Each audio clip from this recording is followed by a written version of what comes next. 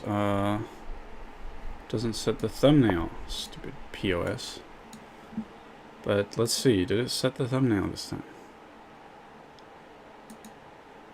Give it a second. Maybe I just need to go in manually.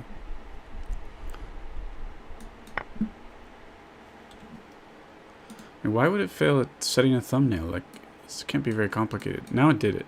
So when I stream on Twitch and YouTube, it doesn't set the thumbnail. What a POS.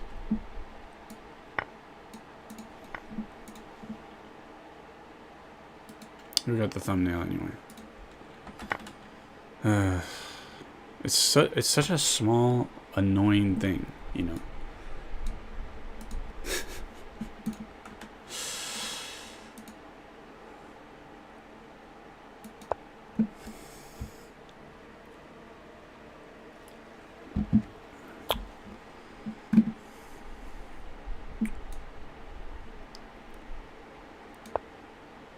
Yeah, I'm gonna need a little time to warm up my brain.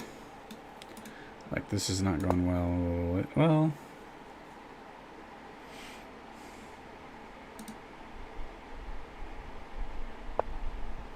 if I'm stopping them, I'm stopping them, you know.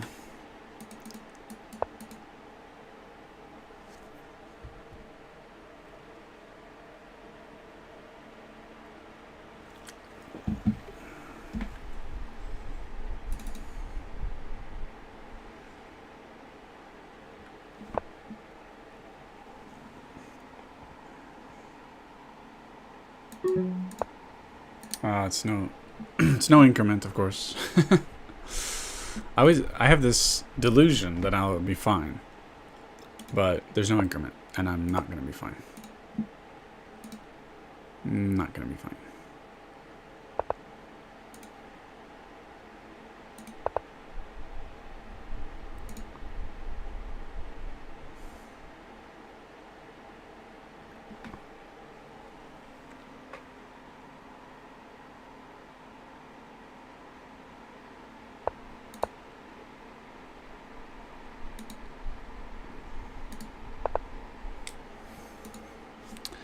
What you gonna do when they come for you? You're queen, you're queen.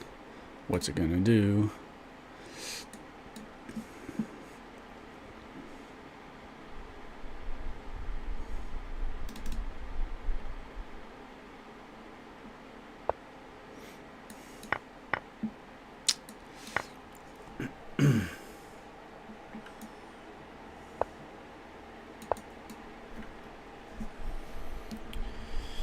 Gotta checkmate the opponents, I think, here quickly.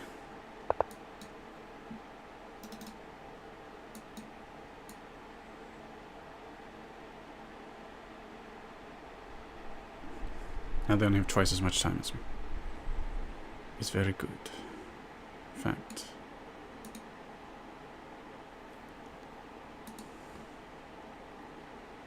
I think they got frustrated. No?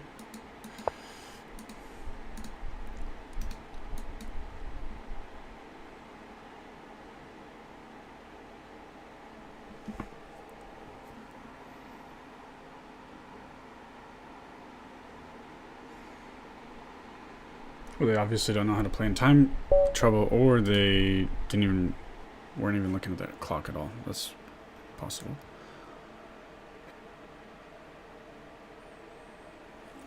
I'll take the W. I'll take it.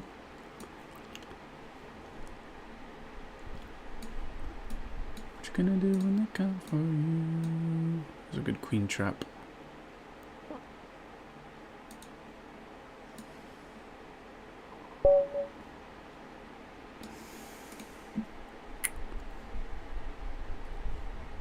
That's my move. Stake. I love the King's Gambit tournament, though. It's just fun. I'll get to play a bunch of King's Gambit. Now, this shenanigans... I think I'm supposed to go here.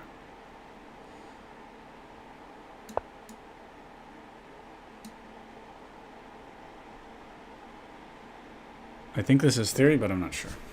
Really not sure.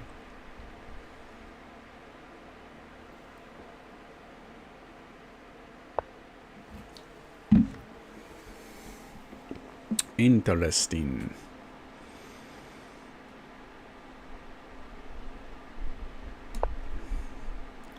This looks a lot more natural, but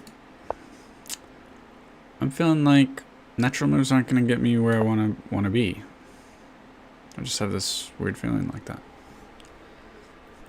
I feel like they're expecting me to do those natural moves. No. I will not abide. There. Look at that. Hitting the knight. What are you going to do about it? Something annoying like this?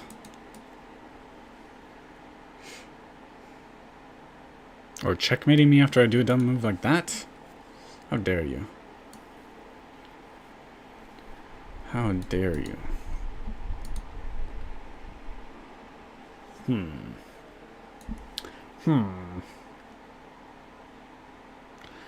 What do I do after E5? Guess I go here. I really wanted to put my knight there. Yeah. My god, that's so annoying.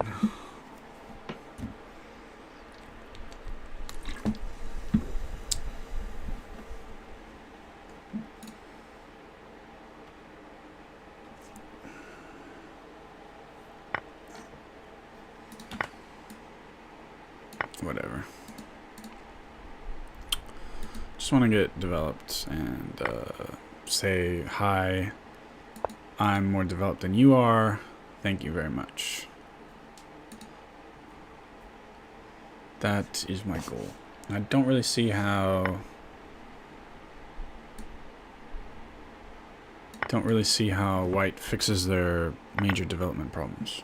Well, it just feels like they're behind.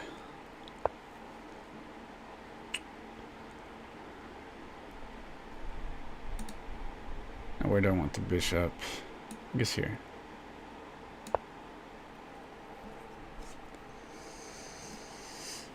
What you gonna do? What you gonna do when they come for you?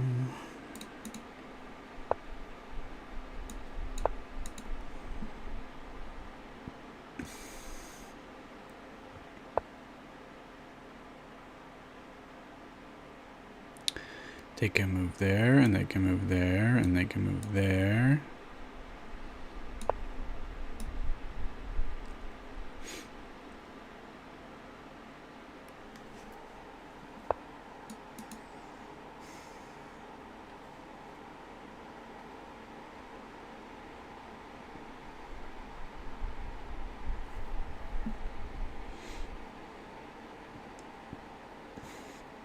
Are they trying really hard to be annoying? But I don't think I'm annoyed. Just not feeling that annoyed.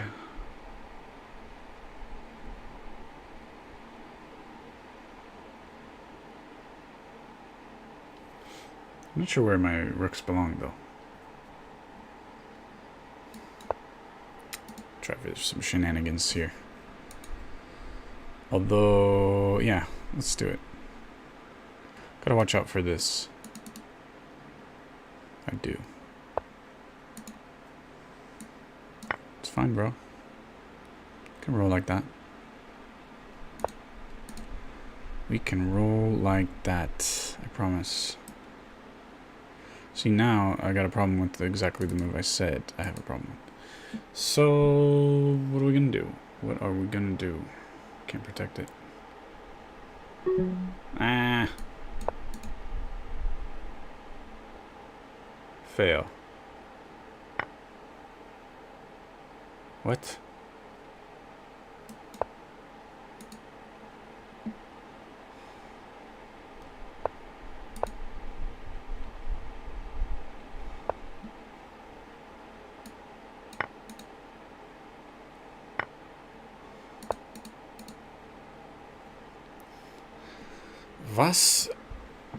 Was ist das Shenanigans? Was ist das?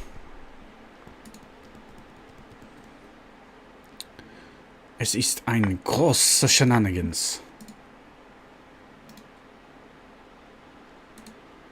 Oh, now he could take my bishop. No, don't take my bishop. Don't take my bishop. No, what am I doing? Stupid moves. I don't have time to think. I'm done. It's sad. Sad, and I'm done.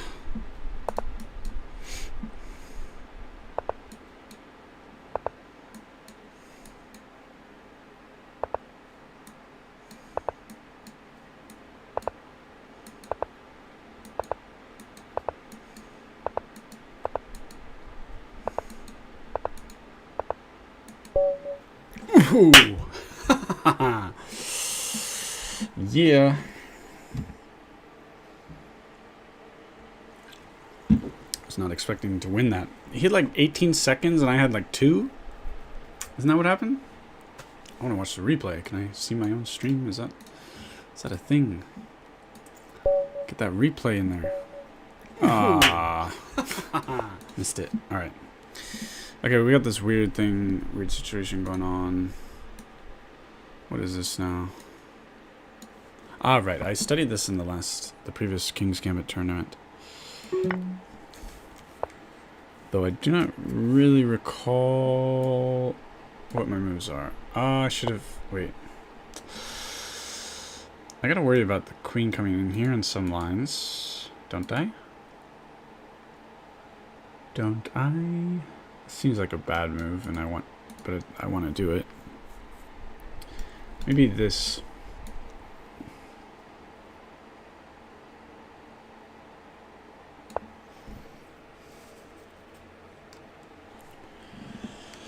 Maybe that's the way to go here.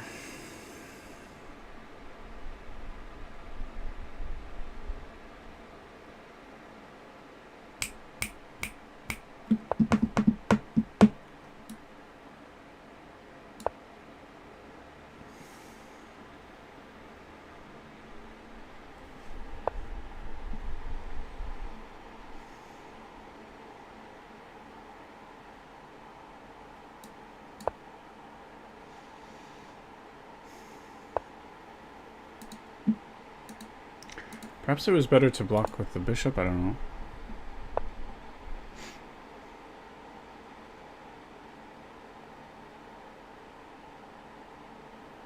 I know they just want me to take here, you know. I know. I'm not silly.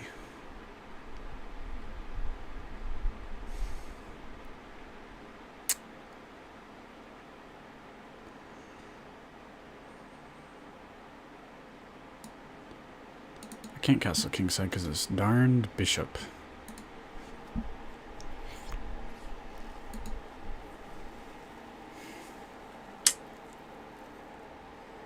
It's a complicated situation. It's a complicated situation. Did not know what I'm doing. Let's see, the pawn blocks his own advance, I guess.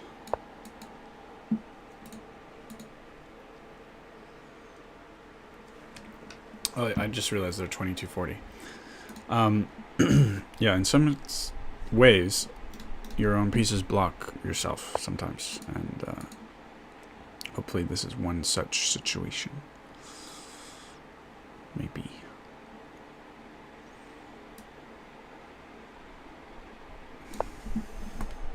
I don't think I'm playing badly so far. I don't think so. Probably the computer hates my position. Be my guess.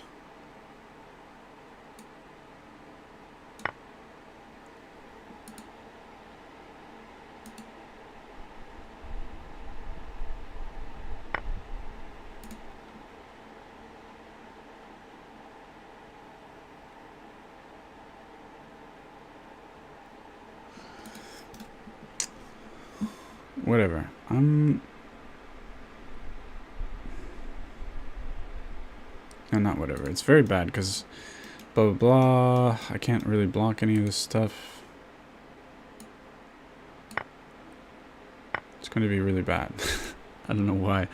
As I say, it's going to be bad. I do the thing. Whatever. Now I'm blocking again. Can have a draw if they want.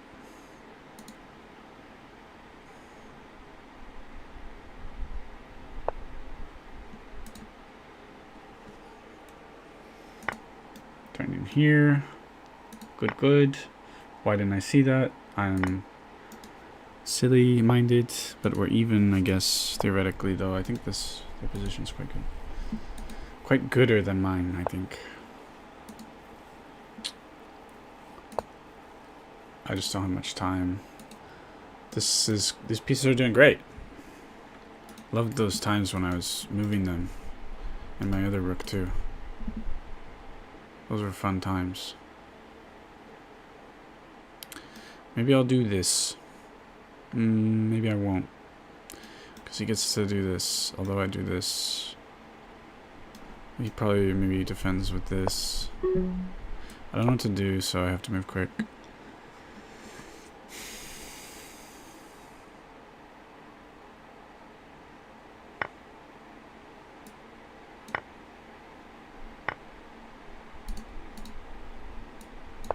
That's called check.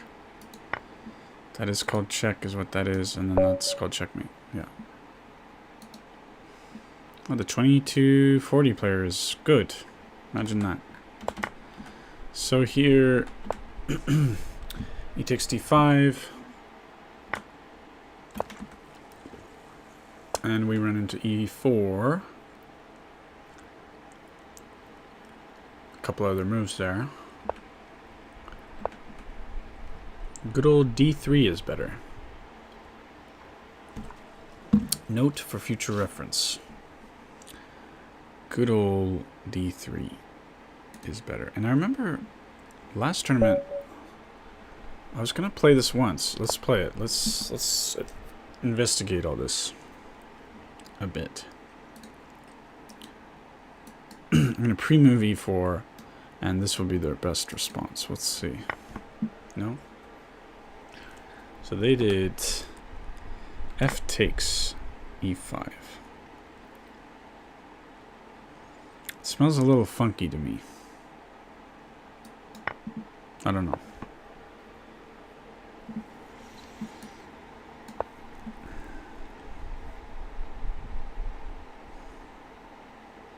I like it so far.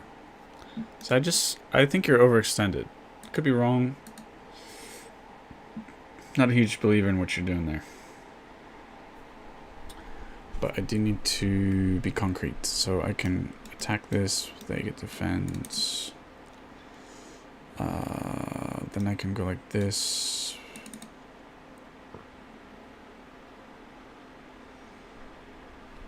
Let's throw this in. Might have gotten myself in trouble, potentially.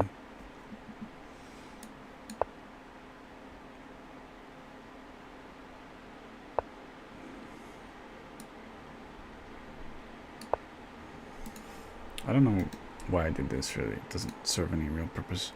Weakens my king side a lot.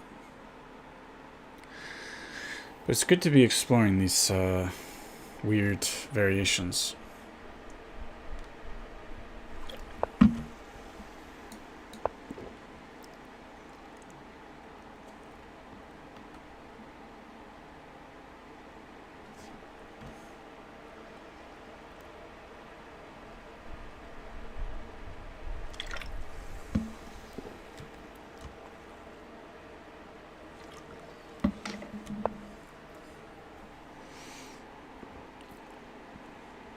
Okay, and I take. Do you want to take that?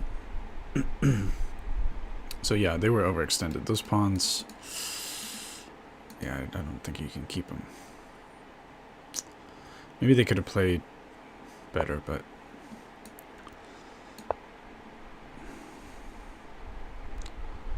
the word overextended comes to mind.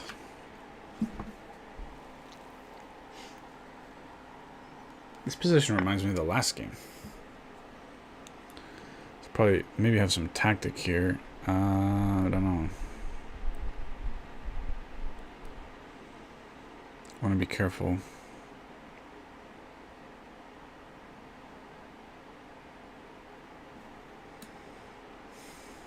He can fork. Starting to fork.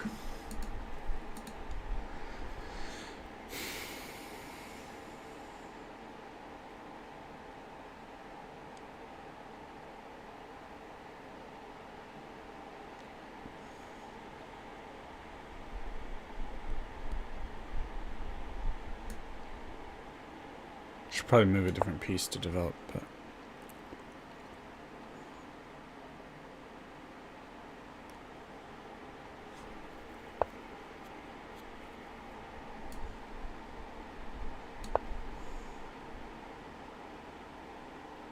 it's pretty interesting. Weird, funky chess. Some very funky chess.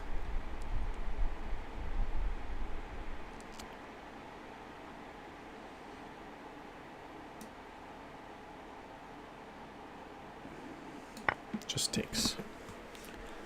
It's doing so much to defend this pawn, but I'll just leave it there. It's protecting my king.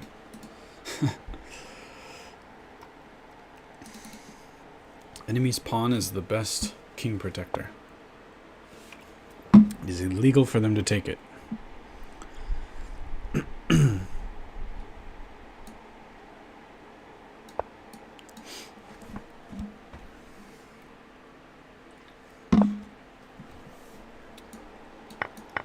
Just trade those off for fun.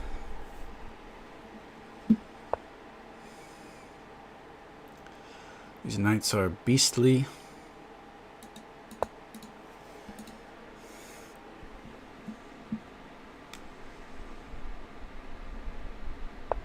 So far, I love this game so far. This is really good, really fun, really interesting. So this line, well, I gotta actually play the game here. I'll take.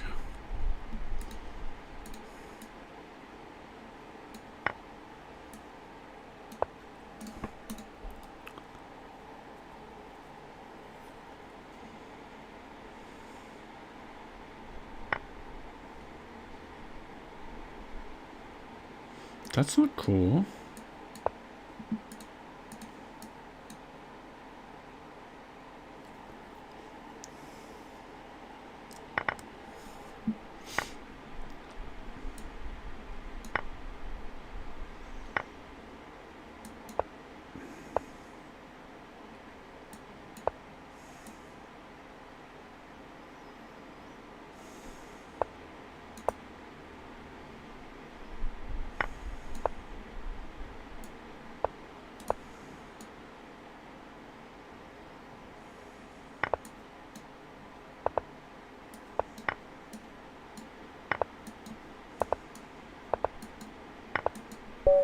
Yay, win. Solid win. So, yeah. I'm loving it so far. So, no. This is not. Yeah, this is wrong. Look at that. Ooh. I have this. Of course. E takes gets obliterated. Or rather, F takes gets obliterated. Alright, so I know to go here with E takes. And I know, so knight f3, let's see the masters.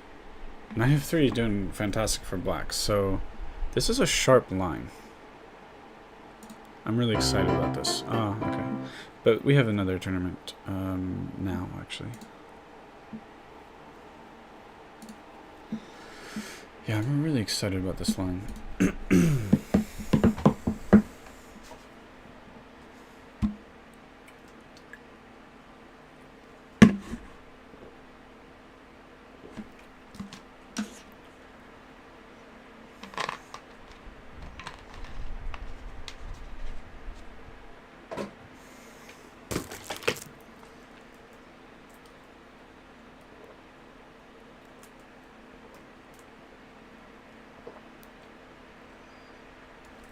Okay,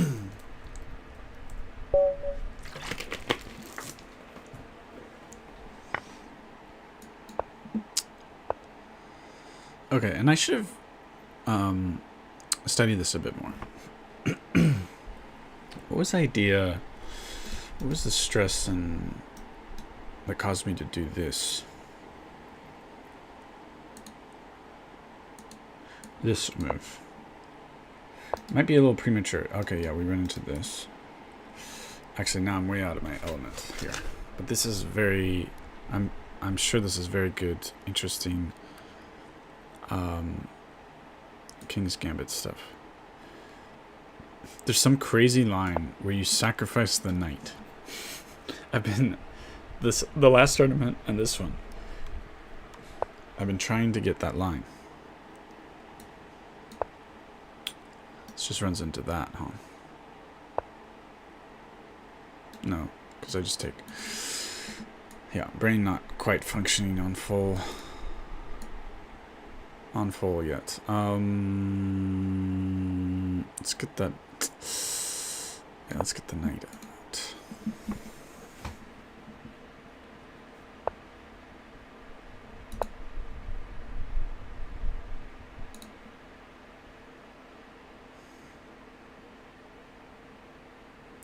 So I don't. Something is weird about their position, right? Just doesn't feel right. And I'm way ahead in development now, right? So all my minor pieces are developed after I take this pawn.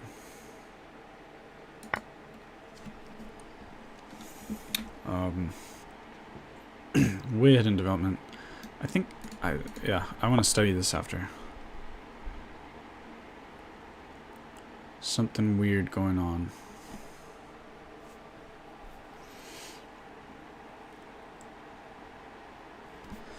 I guess I'll just get castled. Might as well. It can't be that terrible, right? To castle.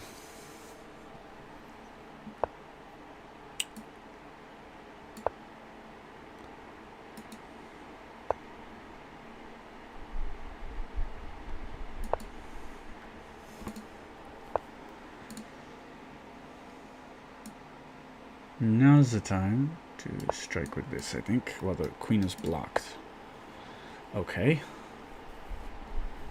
Alright, I see that.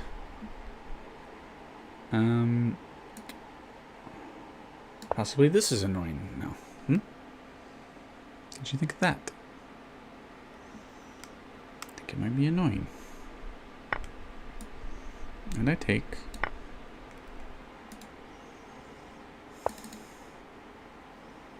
Get our rooks into action, though they're going to castle, I guess, huh? Don't really want... No, they can't castle. Because this is... makes it so they can't castle, huh? I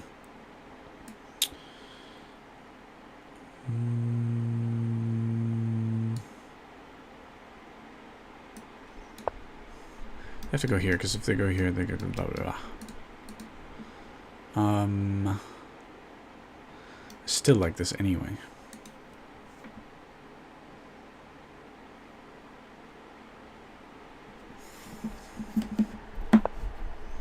Okay.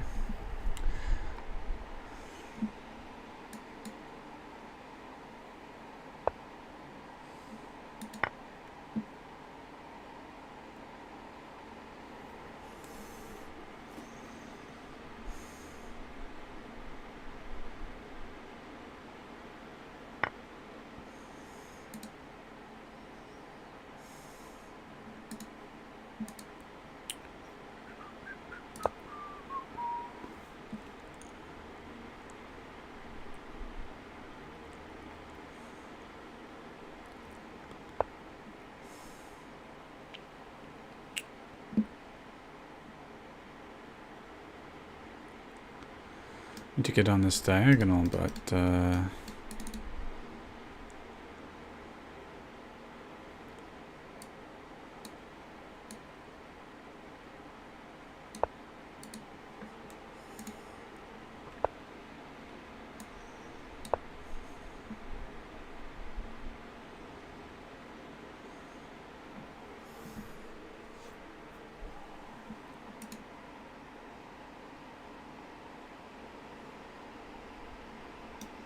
Trying to get in here, or probably there, but maybe.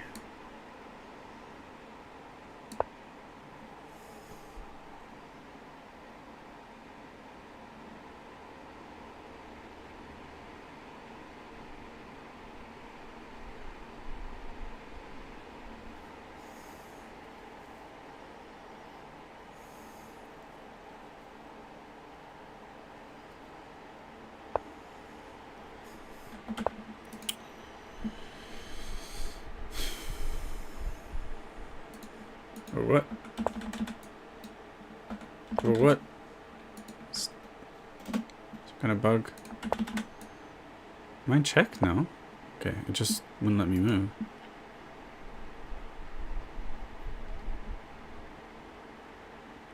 I was thinking this was a good square, and obviously not. So I'm not sure what I'm doing.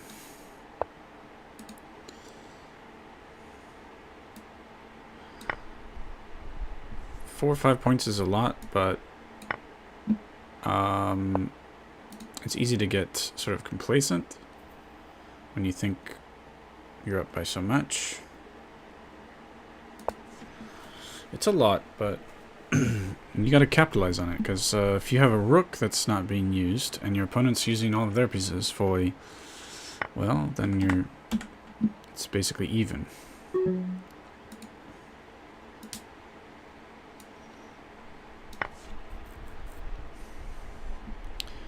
I think I will capitalize on the situation and get the W.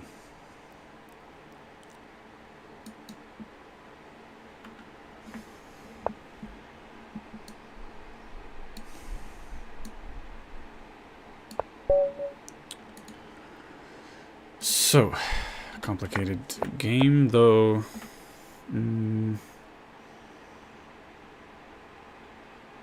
I was destroying them. G5.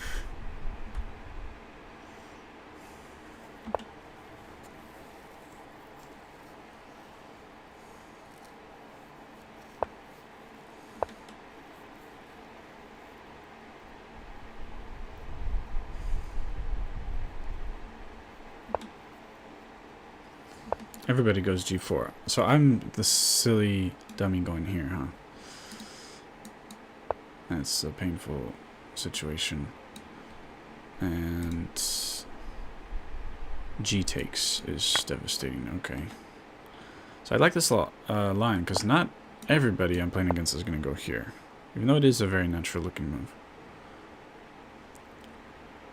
Knight G5, Knight E5. What are the masters doing? Either one. Computer does not like that. But for humans, it's working. Yeah, okay, there's this. I would naturally do this, but I guess developing the knight is better, huh? Well, that would be interesting. Knight to one of these.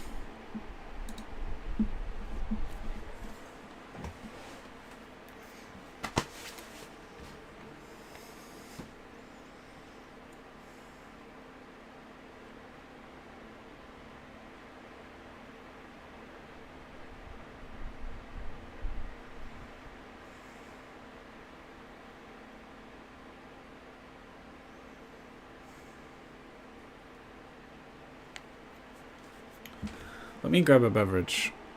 Let me take a break here.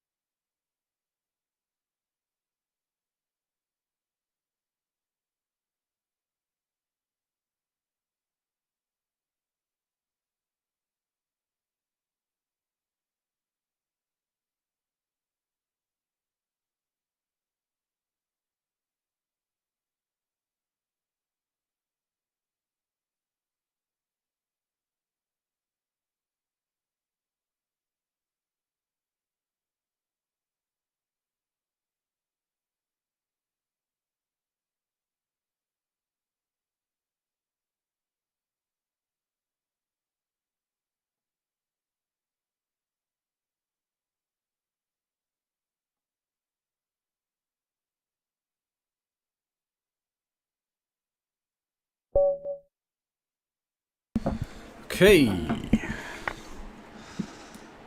Standard. FIDE Master, is that what that is? Huh. Yeah, whatever, man. Okay, I'm used to this. But they went with this. I am smart. I can see things. Okay. Now they go there. Shall we go here? I think that's the idea. They go there. I go here. And then what do I do? I don't know. I don't know what to do.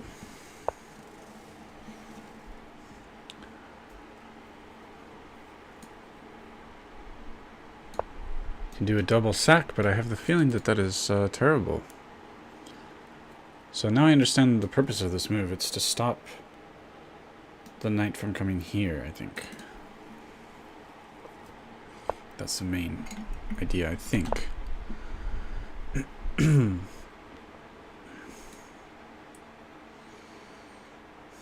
Seems a little dangerous. No! I wanted to just move the rook. Maybe I accidentally did a good move, but I don't like this.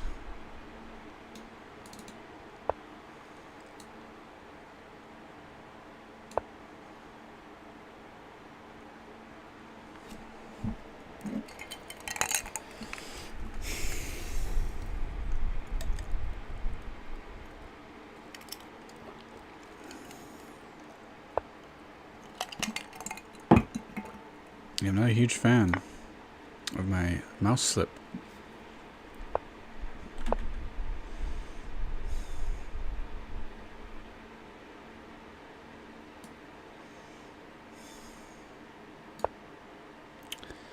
Hitting this doesn't matter because it's protected.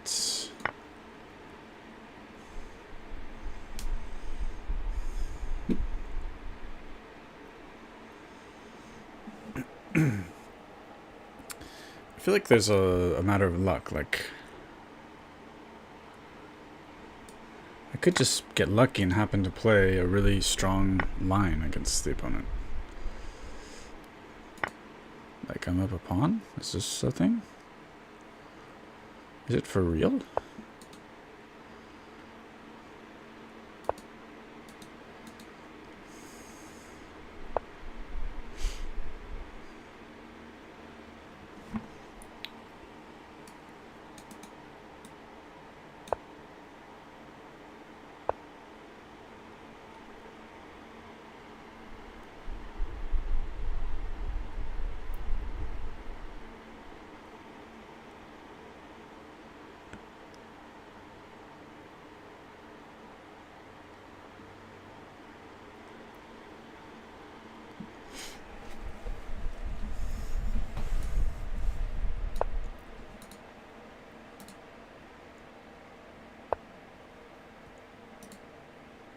Is there something I'm missing here?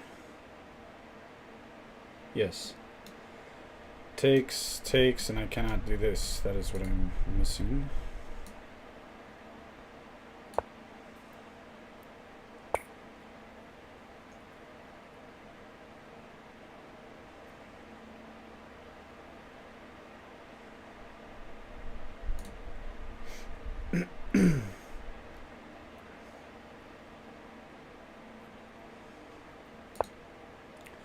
Thinking about bringing the knight in here. I am hitting this pawn.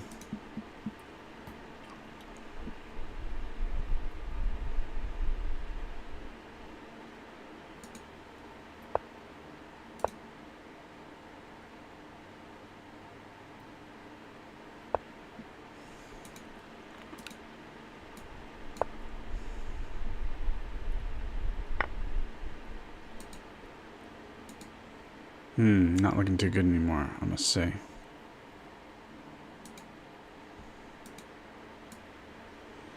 Definitely not looking good anymore. Position crumbling.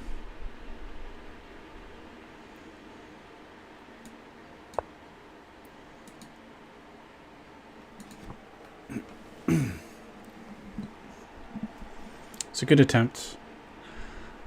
Cherno Mordik.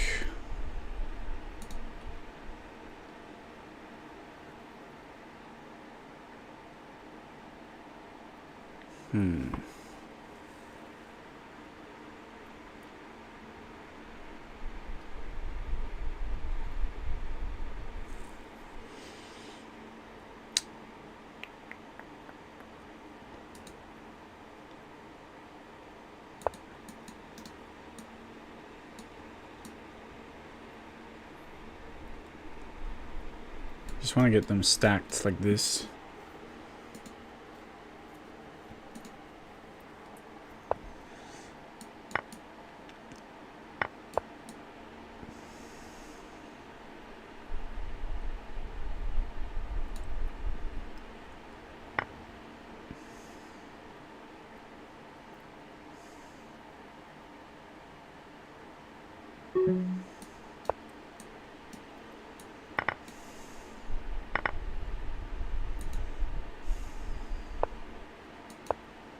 Only down 4 points against the FIDE Master. No big deal.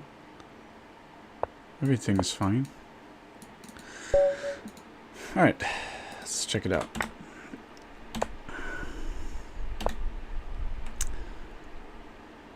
So I believe that when Bobby Fischer lost to Spassky in the World Championship with the King's Gambit, it was Bobby Fischer with the black pieces.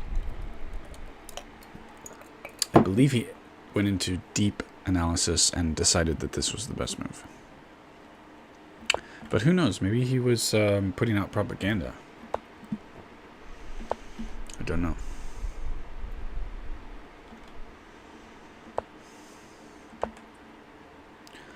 So we can play d4. Knight or bishop c4. Not looking too great. Not looking too great. Because of h6, I guess. Supporting this. So better is d4.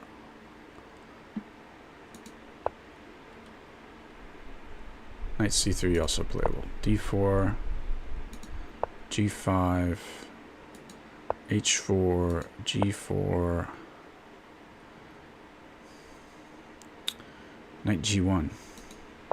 So this is like the King's Gambit is not so good for white. It's just not so good for white. There's no way around it.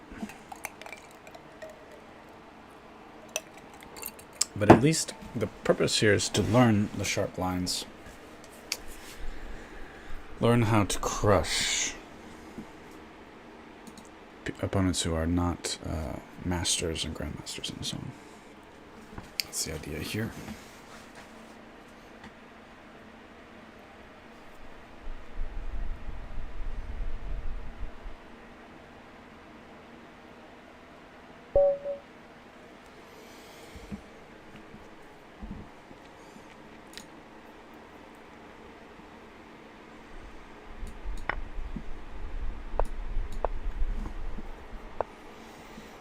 d4, h6. Wait, it was this move that I played h6 against. Whatever. Same shenanigans. Actually, I should have played it right away, huh? Pretty sure.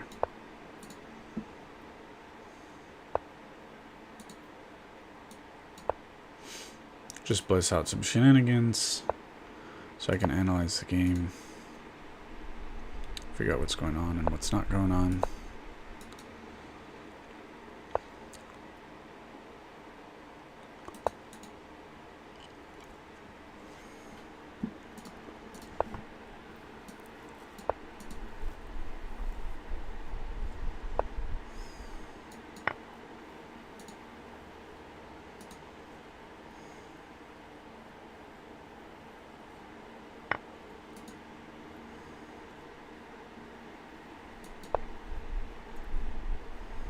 I'm done. It's not, no, it's bad. See. So let's figure out what's going on here. This was apparently a terrible mistake. Easy to make terrible mistakes when your position is not good. So, this was a big mistake. H6 against... Hold on. Yeah. Against bishop c4, h6 against d4, g5. Okay, need to remember.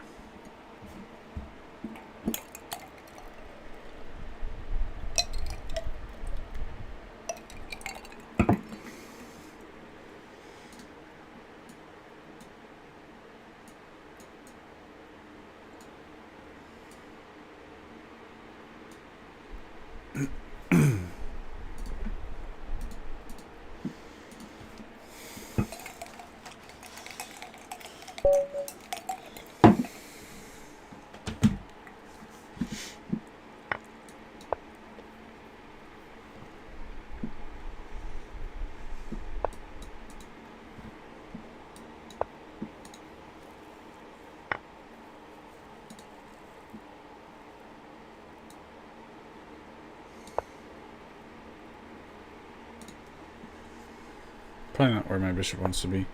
Probably rather be here, huh? I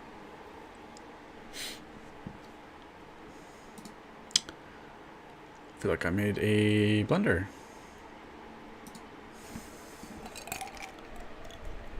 Because I'm pretty sure I made a blunder. It goes in the round hole.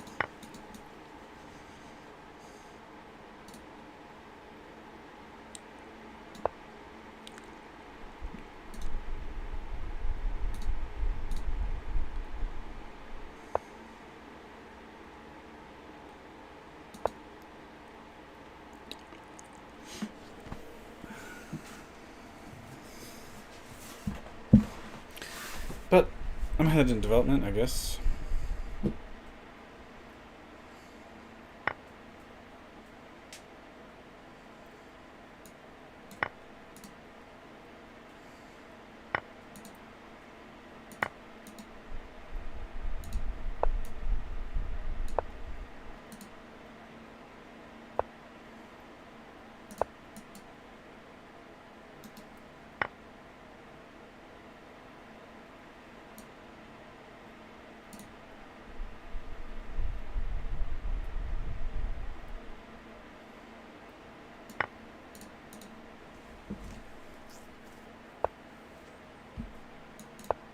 I should have maybe done this or something.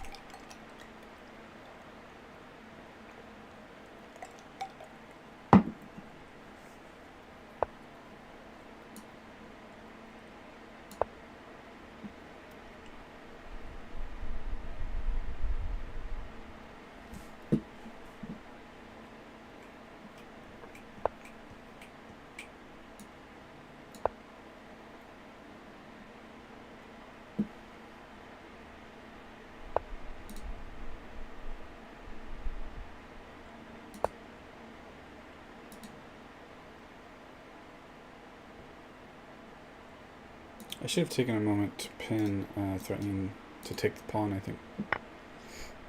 That's not pleasant.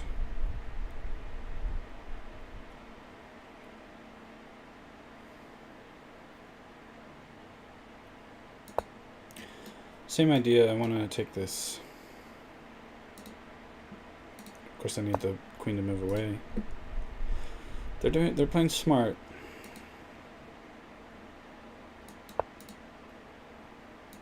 Stupid moves. Stupid moves. Alright. This is not a normal move, I don't think. So what happened? Knight of 6 is, well, fine, I guess. I should play e5. And then we play chess after that, I guess. Interesting. kind of hate the King's Gambit for white. I'd rather have it with the black piece. Well, that's normal, I guess. It actually does better with the black pieces. That is how bad it is.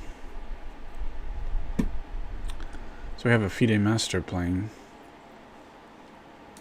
Anyway, next game should start up any moment.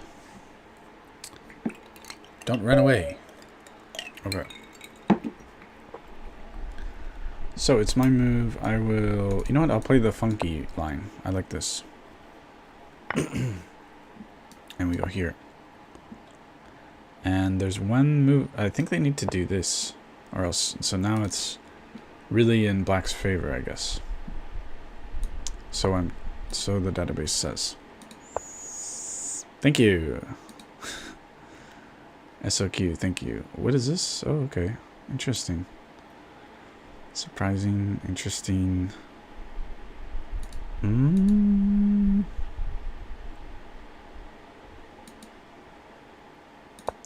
I'll just get castled and then I'm threatening to take, I guess. Thank you, thank you. Very much appreciated. So they're gonna run into some trouble here. Even though knight blocks, but I have this. Yeah.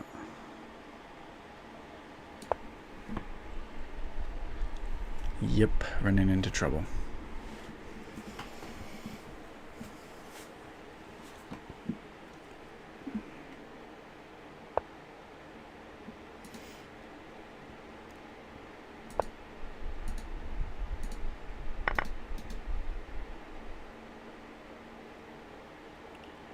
Made their situation worse. They removed their bishop and my knight got to move for free.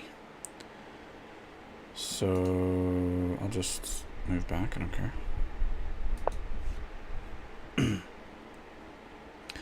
I'm completely new at chess, so I'm here to learn. Okay, cool.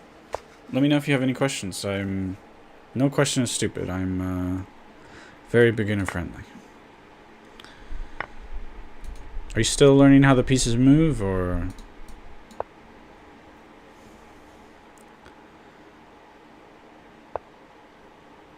So now, I have a knight for the 3 pawns, which means I'm 1 piece up.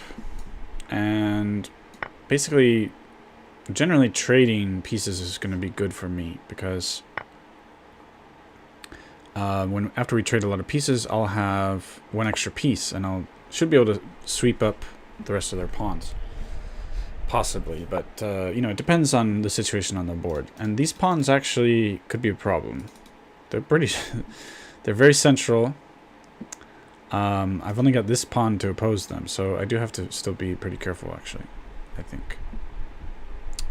And they can move here with a tempo on my knight. It's not too great. Oh no, I know everything with the pieces and stuff. Cool, cool. Yeah, so these Lichess tournaments are great because we get to focus on the King's Gambit. So we start with this position every game. And there's 4 tournaments back to back. They move there. I hope this is okay. Should be okay. I was worried that they're hitting the knight, but I can move back with check, and this is checkmate. So one thing there in that game, so I had a piece for the 3 pawns, and so they need to look at their situation and realize their advantage, if they have one at all, is those pawns, right? So like a lot of times you'll be up a pawn, but if you're not using that extra pawn in some way that is giving you a concrete advantage, then you're not really at an advantage, right? Well, you kind of still are because you can get to the end game and maybe have that extra pawn. But it's not enough to simply say, oh, I'm up in material, I'm up a piece or whatever. If, for example, I'm up a whole rook, but I have a rook in the corner doing absolutely nothing, like the rook hasn't moved. You know, if I'm not taking advantage of, if I'm not using my advantage in some way, then I don't really have that advantage, if that makes sense. I think that's a mistake that a lot of beginners are making. So let's take this time. And my memory is terrible. I was just looking. I think the move is here, but there's here. Let's do this. This is scoring a little better, I think. Okay, so now I do remember. Against bishop c4, I want to play this. And I believe the idea is just to go here. I'm also just preventing that for now, I guess. I think I'm supposed to continue like this. Not totally sure. Don't you win if you move the knight to e5 and then pawn takes? I might look back at the position to check what you're saying. I can't remember off the top of my head.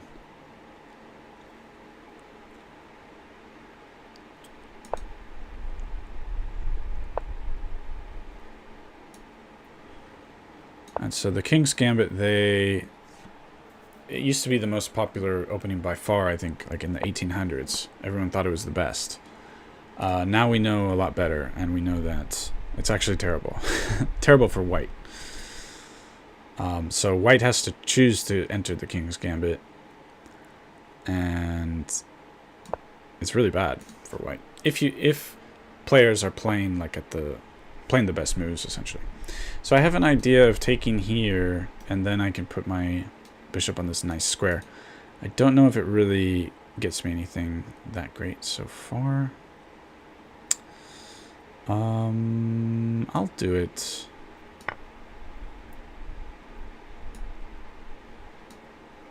I just like the idea of my bishop being here. They cannot block here because of the pawn, so it seems kind of strong to me. But maybe not really, because they will threaten it at some point. And I'm castling queenside, because, you know, my kingside is way too open, way too loose. I need to get castled queenside quickly, I think. And although there might be a tactic.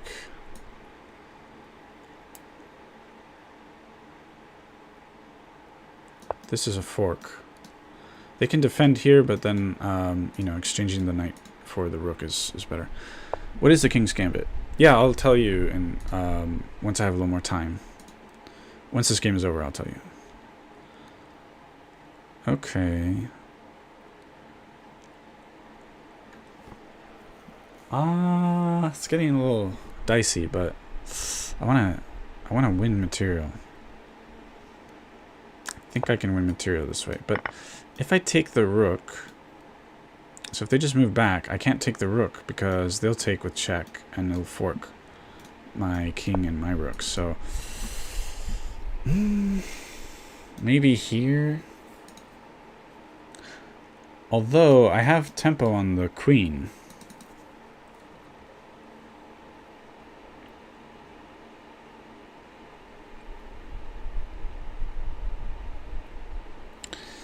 It's risky, but I'll do this because I have the tempo on the queen, so they need to just take...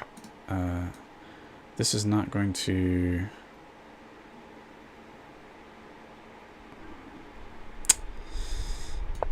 Yeah, I have time to move this. So I'm up 2 points here. Up the exchange, we say. Rook for the bishop, because the rook is worth 5 points. Alright, so I'm just developing the piece.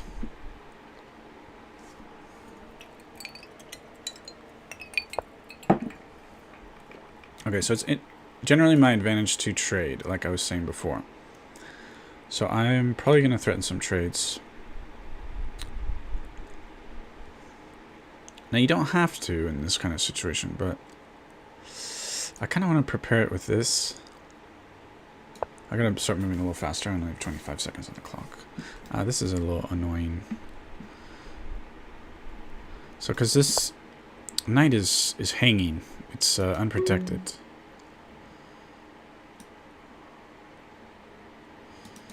It's not good. This is... Well, that's okay.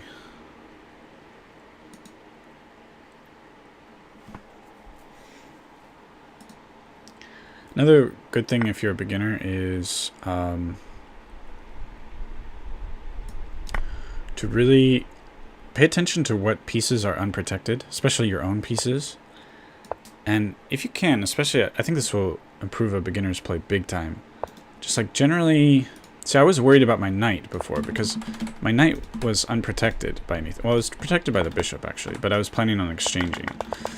And so, see, now I was having my pieces protected. This rook is unprotected. Like, you will beat most beginners, 95% of them, if you just really pay attention to what is protected and what isn't.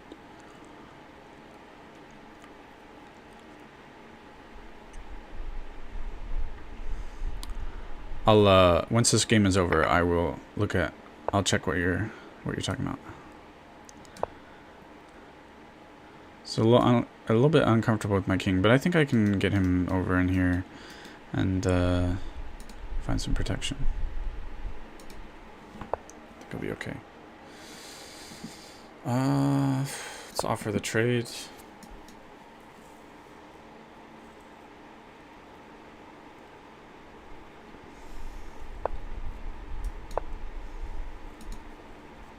Just want to get my king a little better protected here. Although I'm giving up a pawn, probably not ideal.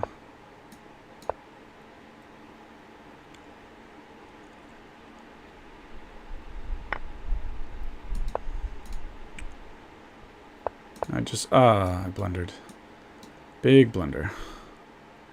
Wait, I have this. Is that getting... Yeah, it's checkmate. Okay, good. So, wasn't the best move to stay with the knight and take his bishop with it? I'm not sure which move you're talking about. You see these numbers over here? If you tell me, like, where it was on move 20 or something like that, then that will help. To stay with the knight and take his bishop with it. Yeah, I'm not sure. I think he meant take his bishop. So his bishop wasn't... It was his move, so I can just take it. I'm not sure. So the king's gambit starts with this. So typically, the first move will be e4, and then... oh, sorry. Yeah, so typically e4, d4, and then f4. Sorry, e4, e4, e5, and f4. And like I said, this used to be really popular, but it does not do well for black. And in fact, can we just, let's see, tools, analysis board. Okay, so I'll go into the opening database here. So with f4, you can see white wins 30% of the time, and this is masters or better. So masters and grandmasters. With f4, white is winning 30% of the time, black is winning 36% of the time, and that's terrible. All the moves, everything considered, typically white has an advantage of about 10% more. They're winning roughly 10% more than black is winning. So if we play this, I mean, not only, it's not even, it's black is better by 6% according to the database. So it's really bad. And so you can see there's only 4,500 games in the database, about 2% of games, and it's just not performing well. And but if we're not masters, if we're lower level, there's a lot of complicated stuff. And in fact, it was played in the World Championship. Spassky versus Fischer. I think that was in the 60s. So, you know, even in the 60s, it was being played at the highest level at the World Championship. And Fischer famously lost with the black pieces. So, it's a complicated opening. The bishop threatened your king and rook. Let me see if I can go back.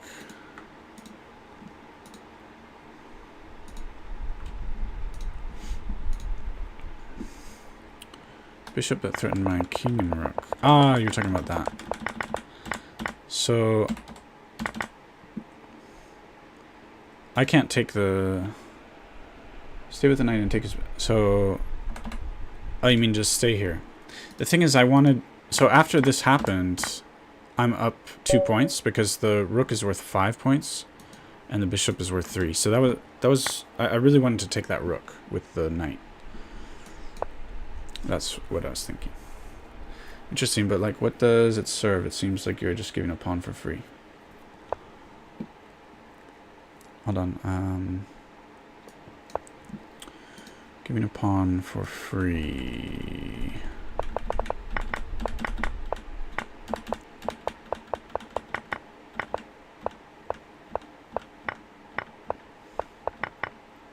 Oh, you know, I think I made a mistake, like giving the pawn. This was a mistake, but I had checkmate, so it worked out. I mean, I had very little time at that point. I had like 25 seconds on the clock, so I was just trying to act quickly, making a couple of mistakes. Not that one. Okay. Oh, you're talking about the King's Gambit? Okay. Well, the idea is that after takes, that in some positions you get really strong development with white. You often can take back, but not always. They often defend. And I forget the line here. Was it here? I think it's here. Yeah. So this is a line, and you know it's not good for white. But I think this is the best. These are the best moves, I think. And there's a line where we sacrifice the knight here.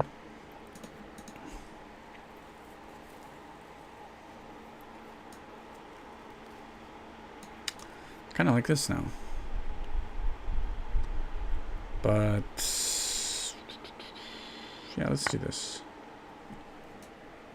So you can see I regained the pawn here. I don't think... But I think I kind of lost a piece doing that, probably.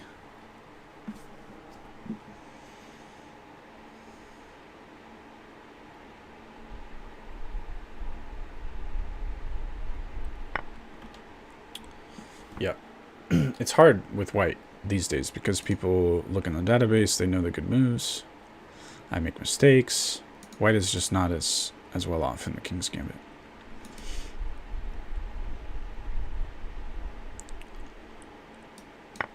Take that way.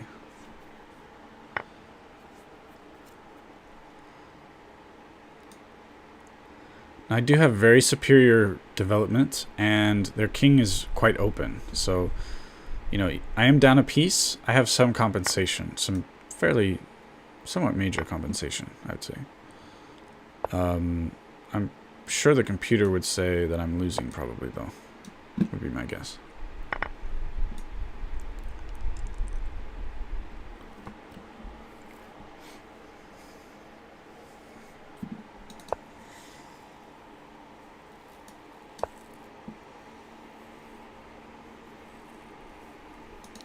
But I don't know.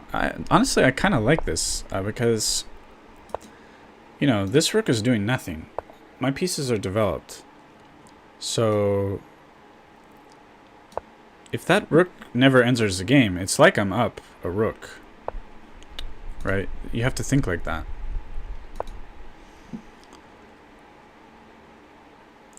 Except that the weakness, though, is that if they offer exchanges, I really can't take them. The King's Indian, I'll talk about that after this game. I think this is a tactic. I think I'm winning a piece here. Unless I have something I don't see. Because I'm forking. And this, you see this a lot. These cannot protect each other, right? There's no moves. Like sometimes if they fork, like suppose the knight were here, the bishop could come back. But I see this pattern a lot, and you can't. Or if these were two bishops, the bishops are always on opposite colors. And there's a trap. I can trap the bishop here as well. Which is tempting, but I should probably just take the knight.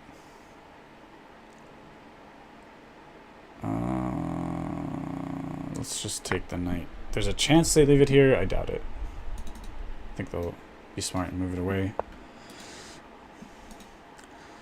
Or protect it, but this let's see, I might be able to trap. Oh, I think I screwed up. Yeah, I screwed up. This is a problem.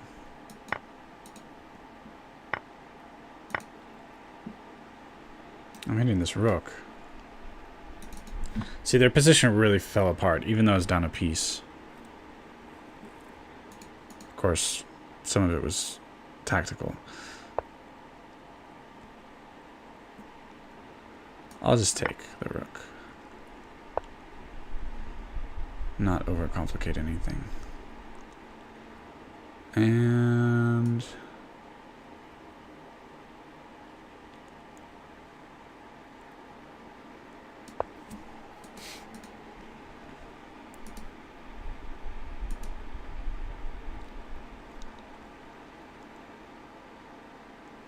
now if I go here, the rook or the bishop's out of the game basically. This bishop can't do anything. Kind of trapped itself. I don't even care. I'll take the exchange. I'm winning by enough.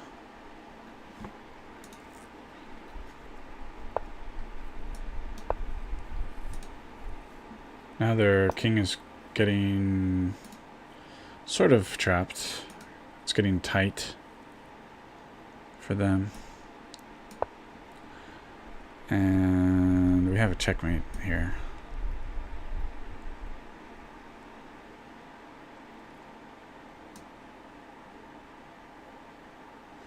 See, like getting their king over here, not a good idea.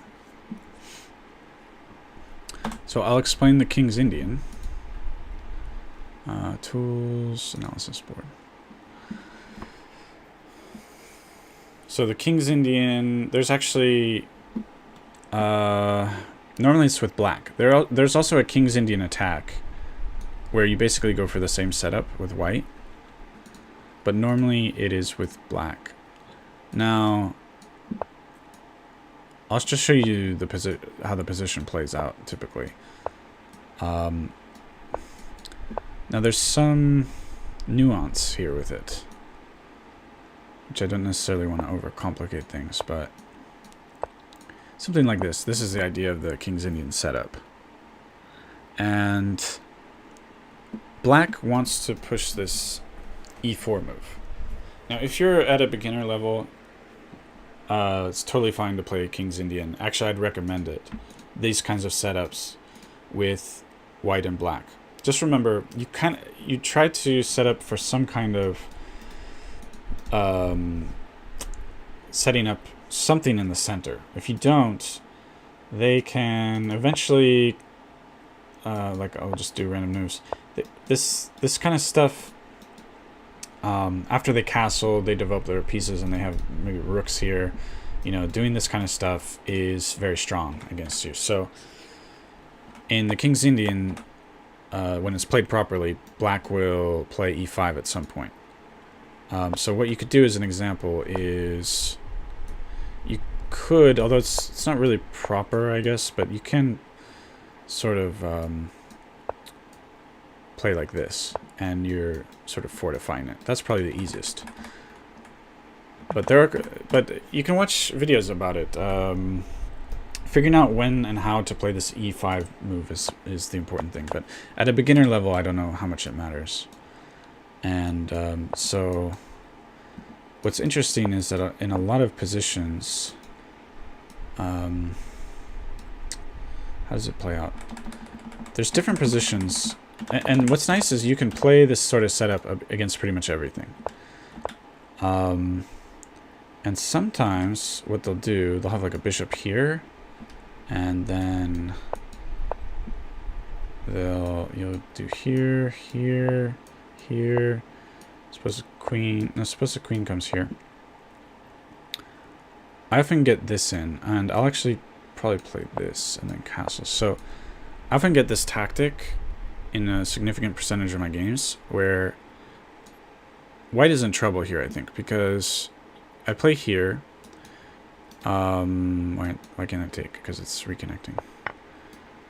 And the bishop has to move away, and now I get to fork. I do this like maybe 10-15% of the time. No, you're not tiring me out. Yeah, any questions you want, it's fine. But anyway, this is maybe more intermediate level or something, but also there's a slight nuance here because this is King's Indian with the knight here and the pawn here. But actually, if white plays slightly differently and they instead put their knight here, this becomes a different opening. It's very similar, but it's called the Pirc. And we can have all the same kind of moves. But it's now a Pirc, P-I-R-C.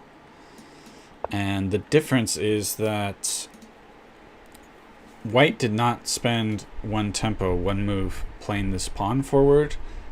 And what happens is they're basically a tempo up compared to the King's Indian. So the Pirc is a strong weapon against this setup. So it's a little confusing in the beginning because where this, depending on if the pawn is here or here, changes the name of the opening. So that's a bit confusing. But that's just the way it is. Okay, so let's check the tournament.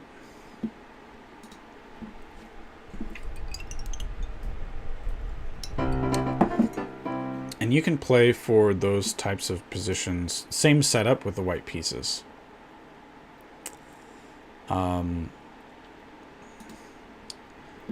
So another tournament starting in 1 minute with the same King's Gambit setup. And just to show you what that looks like, just to make sure it's not confusing, it will look like something like this with the white pieces. Okay, so you can play for this kind of setup, and I'd actually recommend it for beginners. It's good. You'll learn a lot. Here again, you probably want to play for, you need to play e4 at some point. If you allow black to just take the center, it's not going to go well. So this kind of stuff, they have a huge space advantage here. This is not good for white at all. 10, 9, 8, 7, 6, 5, 4, 3, 2, 1, 0. But I actually spent like probably 6 years just focused on those King's Indian setups, playing those. Until recently, I decided to start playing all openings. But funny enough, Magnus Carlsen, when he was asked what opening system he'd recommend for beginners, he said that he recommends King's Indian stuff. Because if you study King's Indian theory, like if you watch videos and stuff, it's actually, I don't know if it's sort of aggressive, actually. You often end up with attacking with your king's pawns. If you just watch the games, like Nakamura plays King's Indian, and it can be very aggressive and very double-edged, and so you learn a lot from those positions. It's really good. Let's play this funky one. My only goal, to be honest, is to beat my friend. He always beats me, so I'm learning every type of movement and mix it in my own way. Let me think, if that's your goal, what you should do.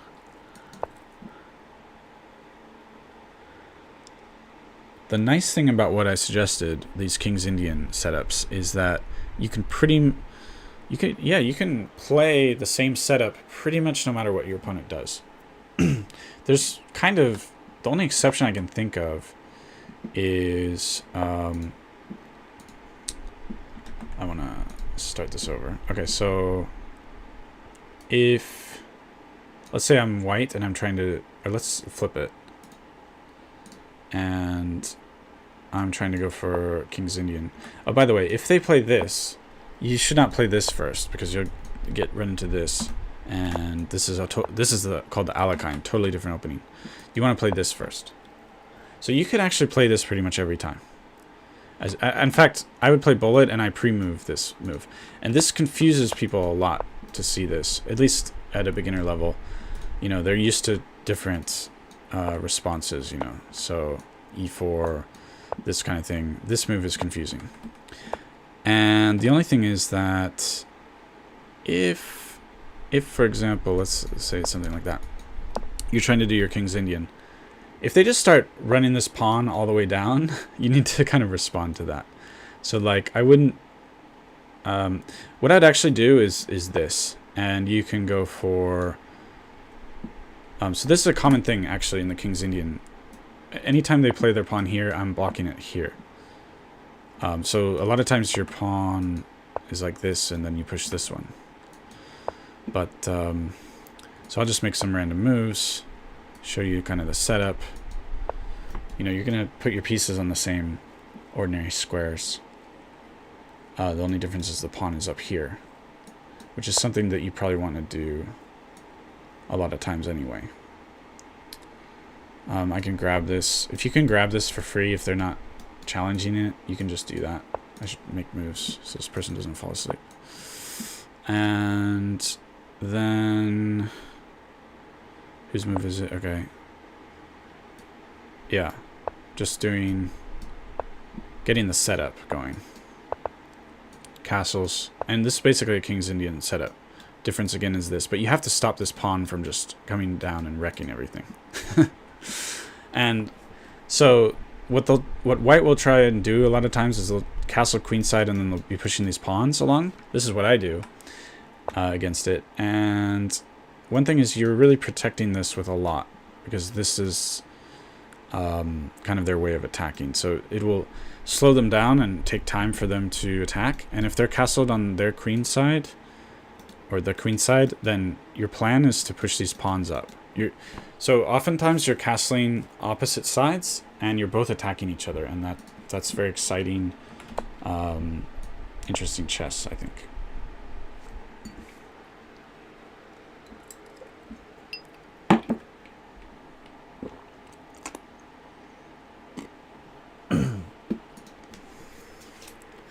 Yeah, definitely.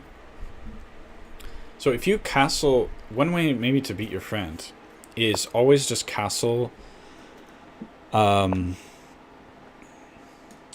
opposite to them. If they castle kingside, castle queenside. If they castle queenside, castle kingside. And then start running your pawns up the board, attacking them. Because a lot of beginners, what happens is they play some opening, but they don't know the plans, right? It doesn't, if you play an opening, but you don't know what the ideas are, what the plans are for the middle game, then it's not, there's no point really to playing the opening. That's the whole thing. For the opening, you got to know what the plans are, what the ideas are for how to progress with the game. Like if you play the Roy Lopez, for example, the Spanish game, which is, or the, yeah, Spanish game,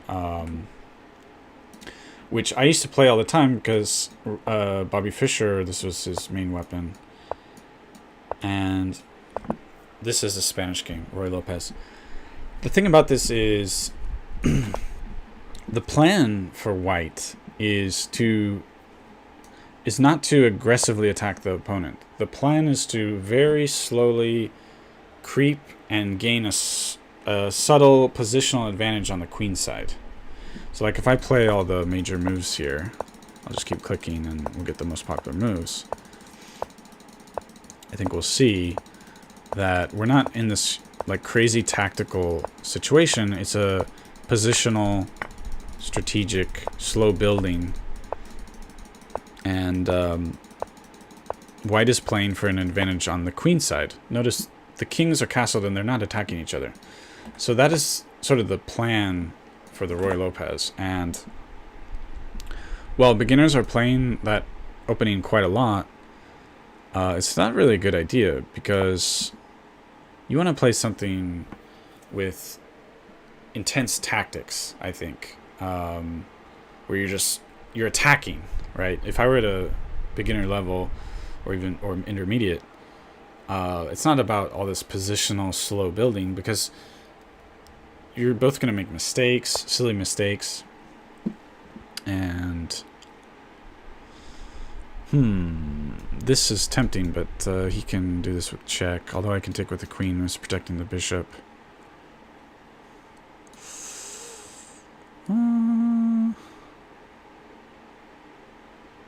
If I play here, they kick the knight. Well, I can take. I think it's okay.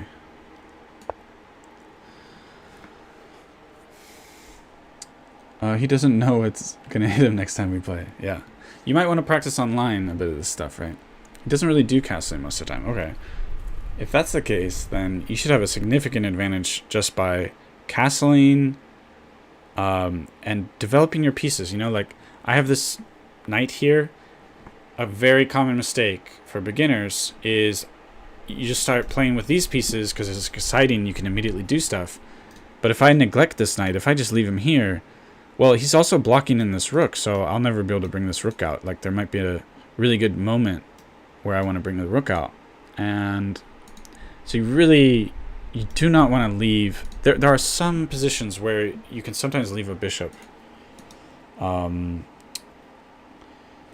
But generally, get your pieces out, you know? Like, this is a big problem. I need to get this piece out. Unless I have, like, a clear tactic that's annoying for my opponent. I don't see one, so I'm actually, yeah, gonna do what I said.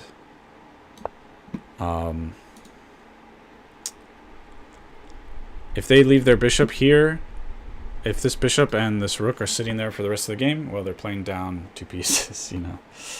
Developing pieces, that means just getting your pieces out. Try to put them on good squares. So the pieces that's everything but the pawns. Your knights, your bishops, your rooks. Just the queen, you don't develop your queen. The queen is very easily attacked, right? Because if somebody attacks the queen, you have to move it, generally. You can't just protect it.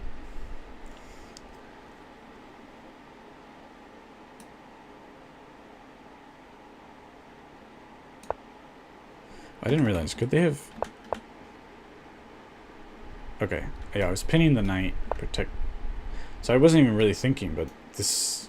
I wasn't really paying attention. It's good I did this to protect the bishop. Anyway.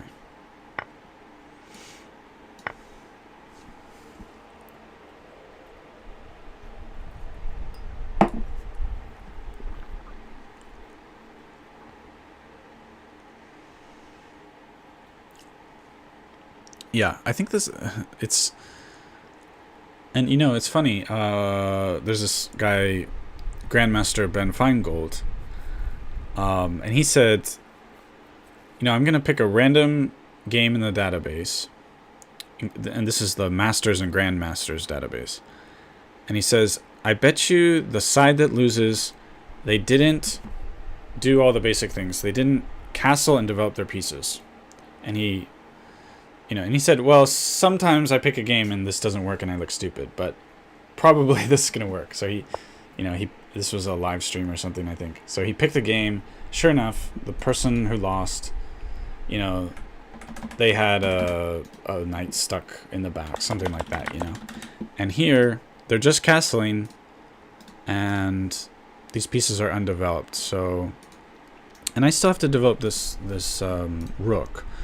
So a good idea is to do something with my queen to allow it to come out when it wants to. I have to worry, though, about this move. So, because my bishop can get trapped. However, I'm thinking this sacrifice might be good. If my queen's here...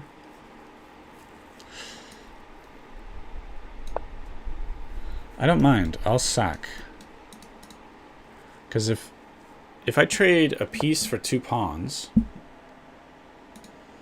Now this I don't like. This is... Well, it's okay. If they move here, I have here. They'll move here, and then I'll sack. The idea is to trade 2 pawns for the piece, and their king side is totally messed up, and their king loses all the protection it has. So yeah, I think this is what we're going to go for. Exactly. Although, wait a second. Now my queen's not protecting. That's a problem. This is not good anymore. I'm only getting 1 pawn. Yeah, that's a mistake by me. Only getting 1 pawn. But that king... The king is totally unprotected now, so I have serious compensation at least. Why don't you move your queen to e8 and then pressure the queen with your bishop? Well, I wanted to move it forward to allow my rook potentially to come out. e8 and pressure the queen with my bishop. Yeah, that might have turned out better than what I did. I made a mistake. In any case, I can start to get my pieces developed. So even though I'm down a piece, if that rook is sitting there doing nothing the whole game, then I'm fine. I think a lot of intermediate players even don't really properly appreciate that.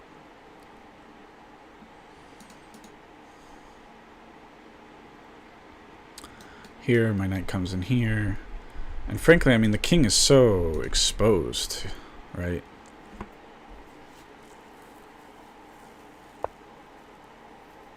So they're being smart, developing. Now their rooks at least can swing in when needed. It's a little tempting to do this just because I'm kind of get to do it with tempo. Although that was this is the escape square for my knight after this move. However,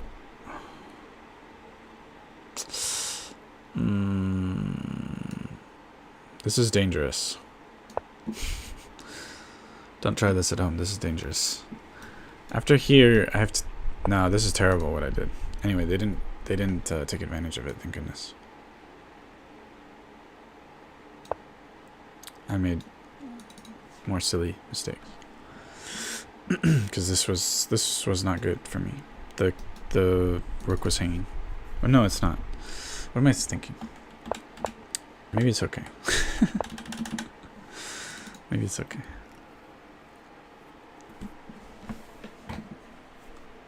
So then the rooks. So after you have your minor pieces developed, the rooks are really strong if you can get them on their 7th rank and then start nomming on their pawns and threatening checkmate and that kind of stuff. In general, right? It's a general concept. It depends on what's on the board. Your rooks are also easy targets, so you got to be careful. But stacking your rooks up like this on one file is kind of the next logical thing to do.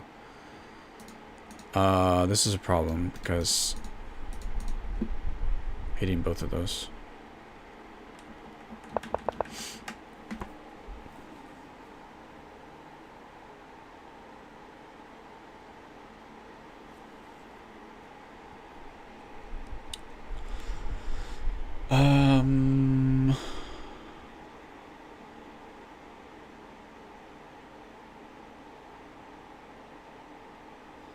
It's not good. Strong opponent.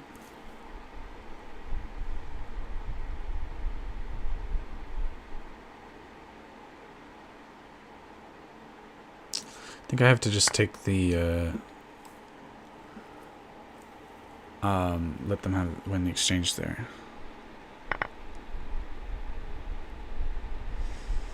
Now they can do something like this. Well, they have ideas of kicking the knight, because this is right now this rook is pinned. If I move it away, they'll take my queen.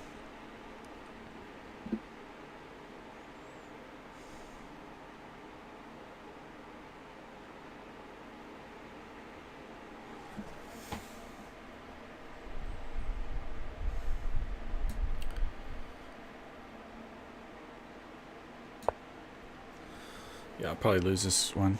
You gotta lose sometimes. I'm not the best player in the world, am I? Yeah. Probably gonna lose this.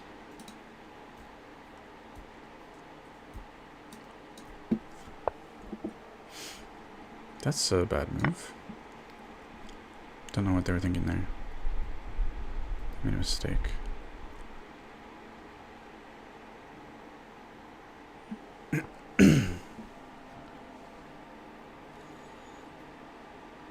So now it says I'm up 1 pawn. But it's way better than that because this king is so exposed. They have no protection.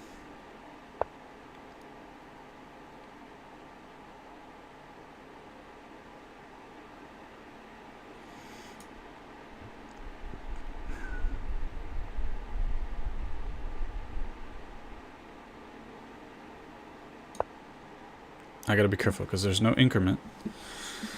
So I gotta start moving kind of quickly.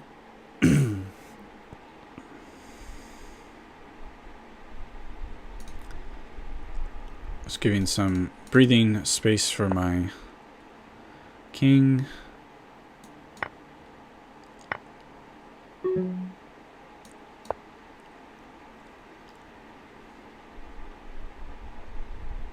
don't like. There's no checks for me to give.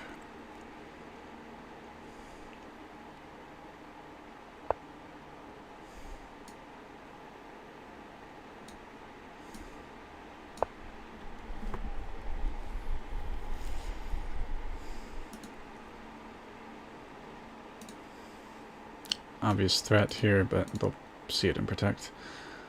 I'd like to. The nice thing about these knights is they can protect each other. It's really nice sometimes. Just gotta worry about one getting kicked. So like if I did this and think they're protected, the knight will get kicked by the pawn. So it's better to go this way, I think.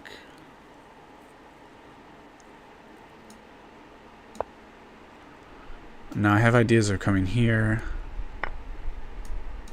Hopefully I can checkmate them, because they're starting to get ugly against me.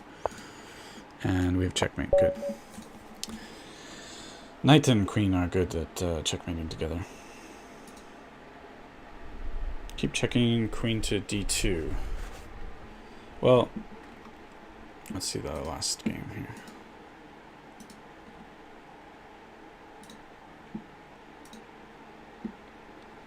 Let's actually just go like this.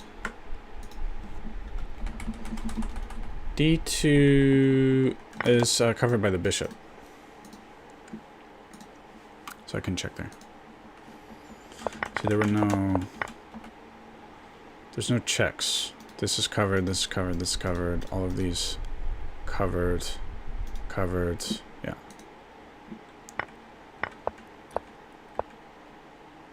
So that's why I made sure my knights were in position and I rerouted my queen.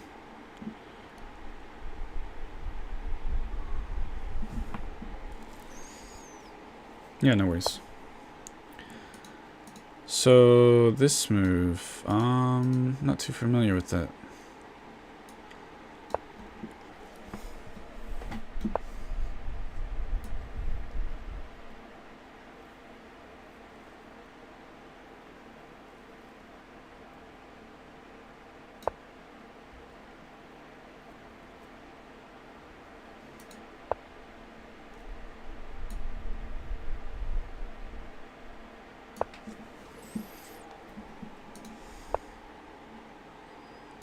So just gonna get my pieces developed. Now if they take the pawn, I take right back, so it's no big deal. You can see I have a space advantage here. And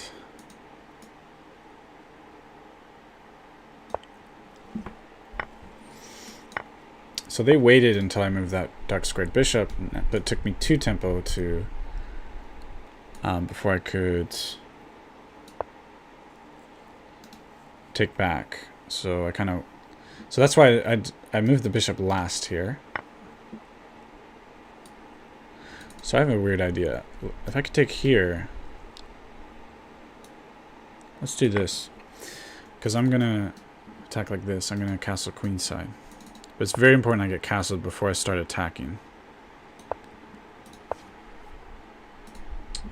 Okay, that's annoying because I can't castle while I'm in check. So fortunately, I have to do this, but this is okay.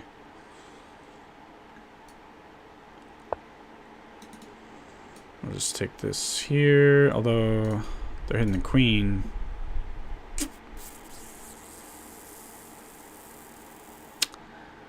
Wait a second here.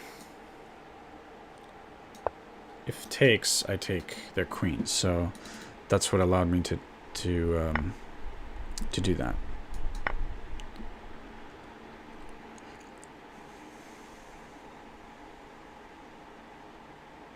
So I like this position because it's super obvious how to attack. Push these pawns up. My rook is already in position to sort of double up.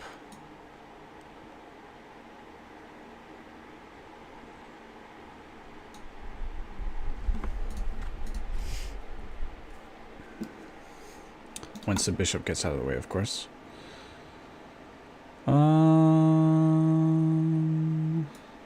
Here maybe?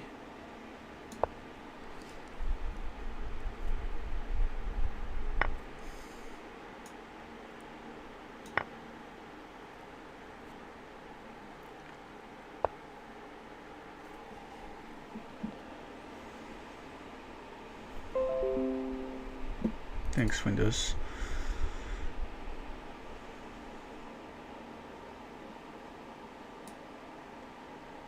So I get to do this with some tempo, right? What I mean is that this is hanging, so they have to spend some time to protect. And actually, I wish my rook were here now, because I don't want to move the bishop.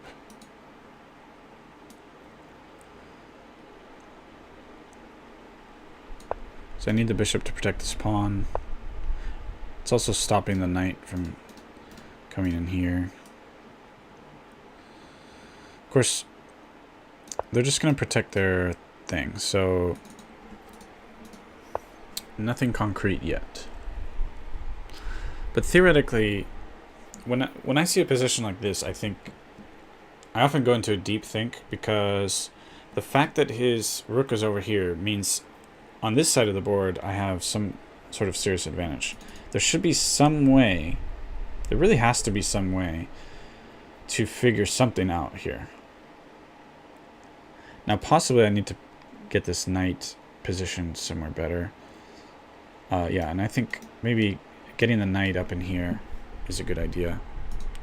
Now that his rook is no longer threatening to be annoying. Let's see.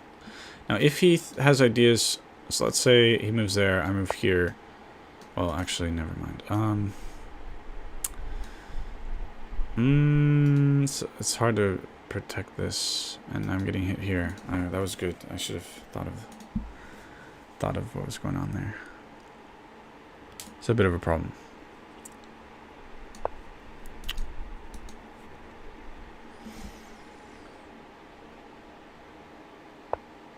Oh, really?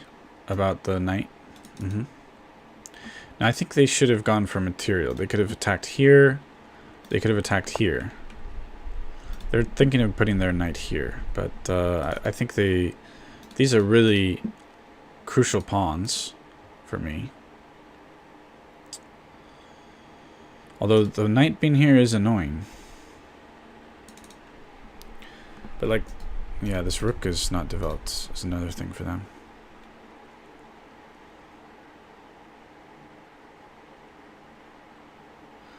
Alright, so when you get kind of stuck, another idea is change targets. So, you know, here's an idea. At least, oh shit, I didn't mean to do that.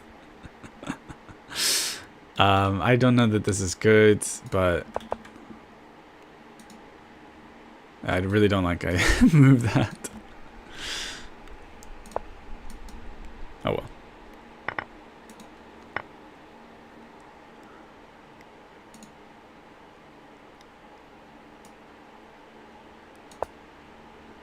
Now these two pawns are monsters. This is a big problem for me now. This is terrible. I messed up. Oh, yeah, I messed up big time. They have the fork. This is super losing for me because of these pawns. Unless they make a terrible mistake, it should be fairly straightforward for them to push these down the board.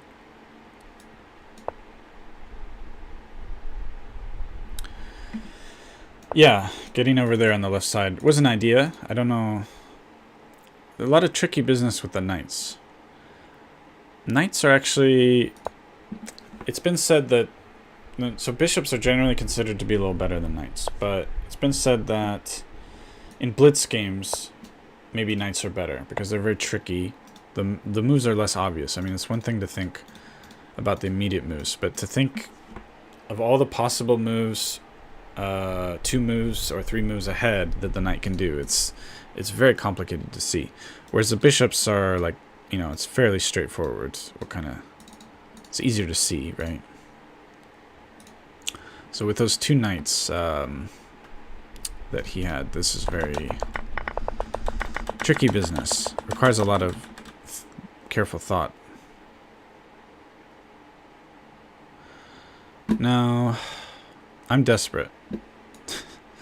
So I have an idea, but it's desperate. To trade off the knight and aggressively start pushing, but it's not gonna work. It's not gonna work. And this is falling. It's terrible. I could resign.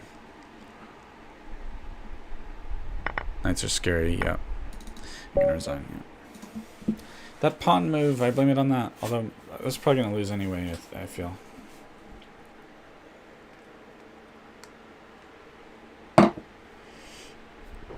Those knights, those 2 knights were strong. I had a knight. So 2 bishops is good, but a knight and a bishop is not very good. I'd rather have 2 knights or 2 bishops.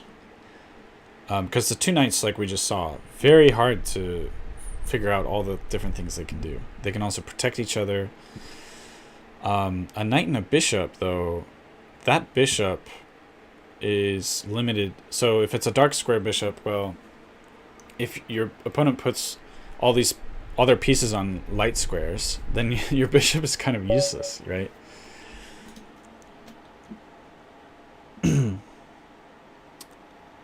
Okay, so let's go for... This is the main line, is takes. And then I think I'm supposed to protect it.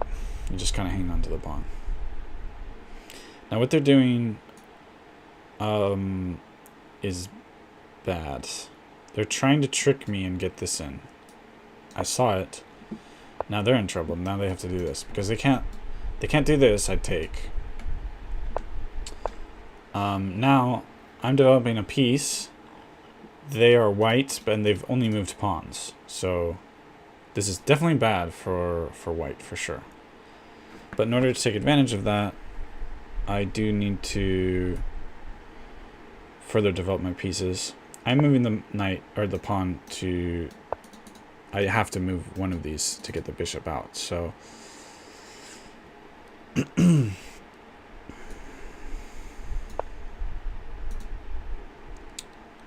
thinking of castling queenside, and I should have a pretty aggressive position against my opponent. I'm going to do this later. After I finish development and castling, I'll have this idea.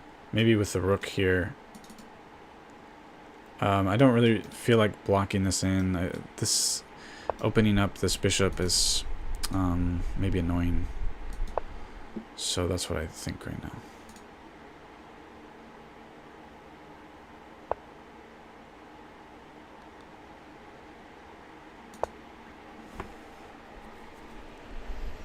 Not the best situation, because with this they're then threatening to fork, do a pawn fork.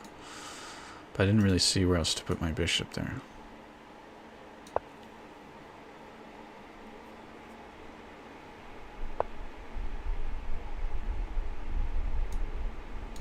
Okay, we're in business. Oh, they're castling queenside. Okay. Interesting.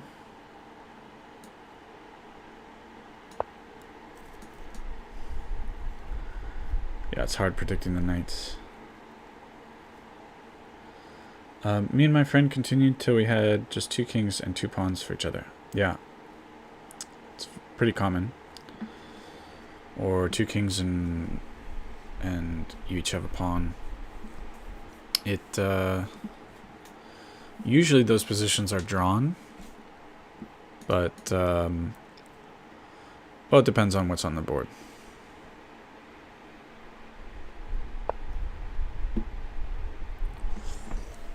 Okay, so I have a doubled pawn, which is a disadvantage. After I take this, well, if they take back with the pawn, that pawn will be isolated. So that's another type of disadvantage that the pawns can have. However, they might just take with the knight.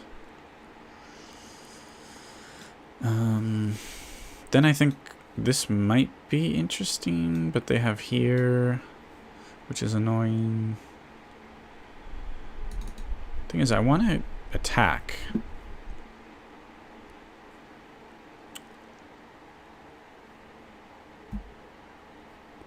Could also attack over here. I'm liking that a little more. You know, usually it's really exciting to attack the king and everything, but here I think it's just too crazy. So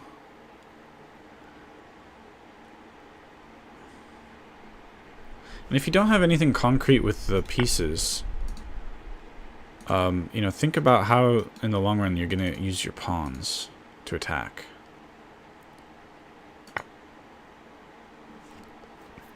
Because the pawns are how you gain space. Like, I have a space advantage here. So normally having a space advantage, I have more mobility for my pieces.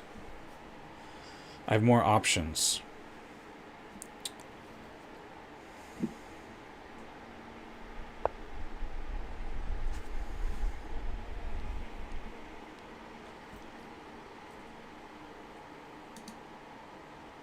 I'll just tuck it in the corner maybe. But then they can take. Possibly I'm supposed to do this. Possibly.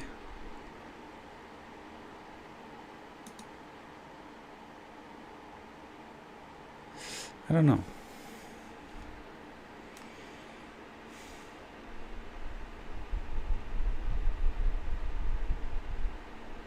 I do not really know. Well, going with this one. If they take this way, which is the only reasonable way to take, at least I have a passed pawn, right? That's a big deal.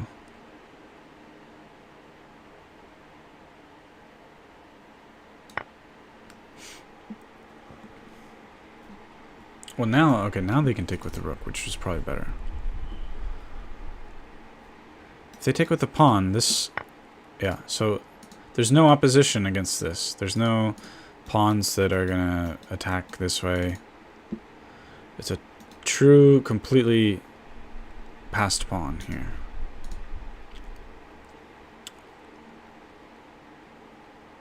So now that's my clear strategy, is to march this up the board if I can. So I'll begin by fortifying a bit with the rook. So it's still a complicated position, and I just give up my queen. Just gave up the queen. So that's not good. It's not. Don't give up your queen. Don't do that.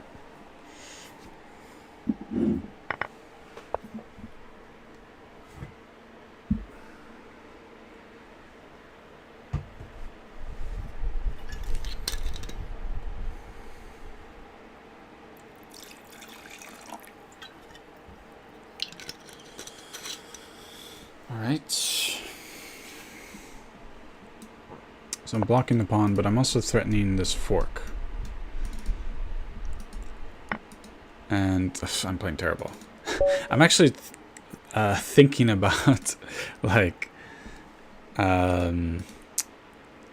things to say, like things that would be instructive, and I'm not actually like really checking, doing enough checking to make sure I'm not making stupid moves. But it's all good. It's all good. Just try to have fun and learn. I'm gonna make stupid mistakes anyway. Yeah, I'm not really paying attention. Not enough anyway.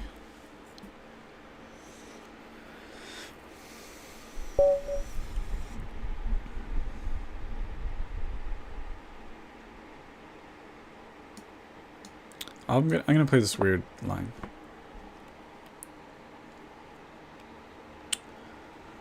Yeah, but you know, it's not about how much I'm winning. It's so feel free to ask questions. That's why I'm live streaming. So the best move apparently is this, according to the database. And actually, they need to do this, or I'm at a serious advantage, according to the database. So that's why I'm playing this weird line. It's kind of sharp. They do have... Also, if they... So they have to do this, and then after this, they have to do this, or else black is at a huge advantage, apparently. So these kinds of really sharp lines where white needs to know exactly what to do. Now, that said, now it's a game of chess, but theoretically, I'm supposed to be at a serious advantage. You know, if I really am or not, remains. If I'm going to be able to convert it into something, remains to be seen.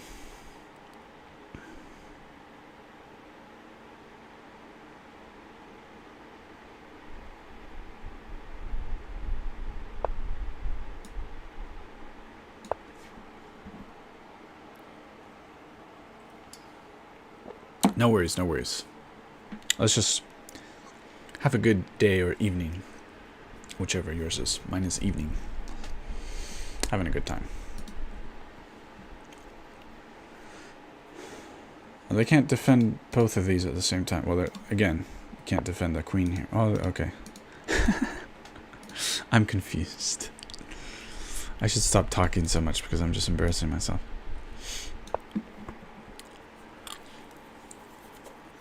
I don't mind this position, losing the pawn.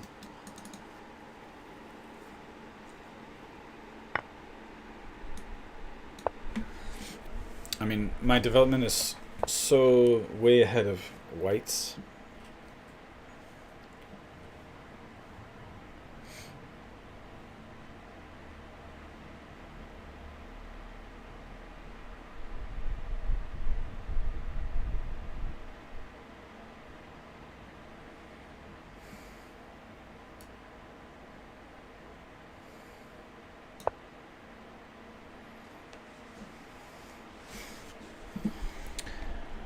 Mine's evening as well. Great time as well. It's enjoyable listening to you talking about your thoughts out loud. I should do it as well while playing chess.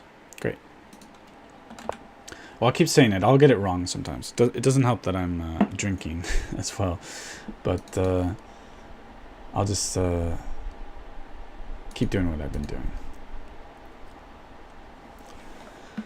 So yeah, everything except this is developed, and my queen, and I guess this bishop as well, because I undeveloped it. But but you know, compared to white, like my development's enormous. So I think this should be winning for black. Whether I can pull it off or not, I don't know.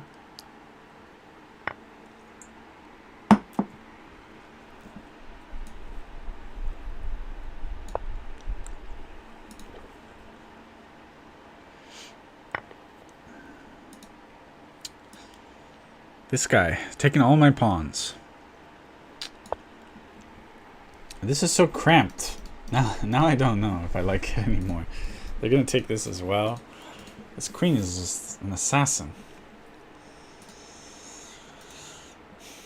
They are 130 points higher than I am.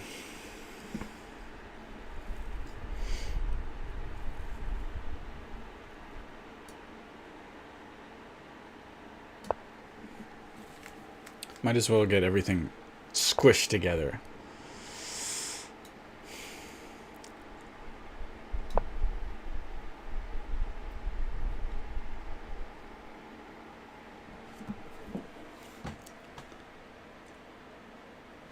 It's an interesting game of chess. To me, anyway.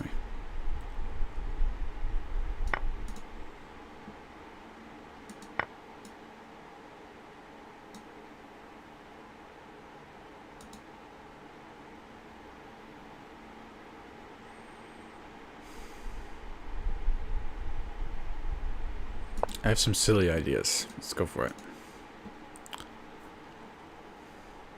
It's probably a terrible idea. I love interesting, fun-looking ideas that are probably terrible.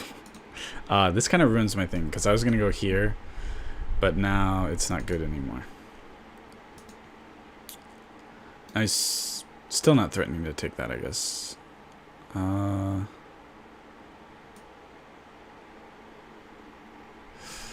It's a very weird position. Very weird.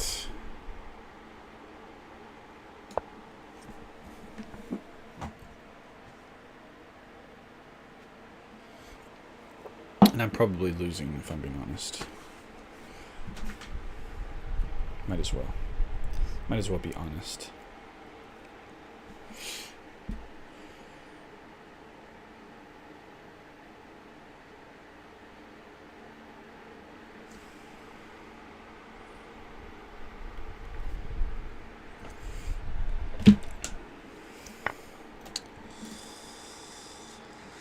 Okay.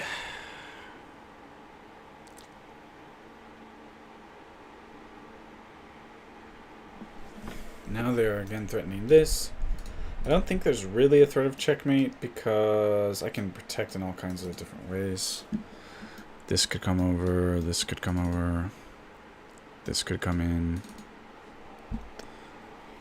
I think I should move my rook.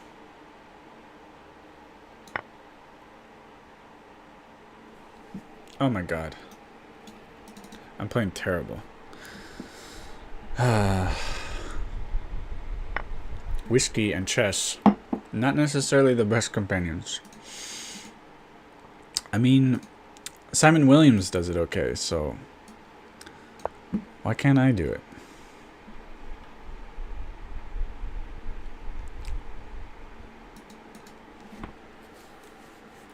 Down 8 points. But it's a rook and 3 pawns. This rook ain't doing anything.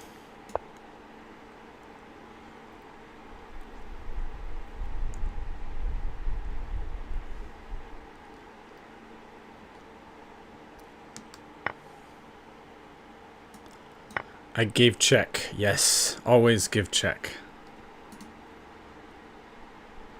And I wish I had one of these 2 squares to threaten the rook, but I don't. It's very sad. I can go here and threaten a rook, but, well, it's a fake threat. I'm fake threatening to do this. Although I guess after check, I block here. Now his rooks are protecting each other. Not cool, man. Why you gotta protect all your stuff? Not cool.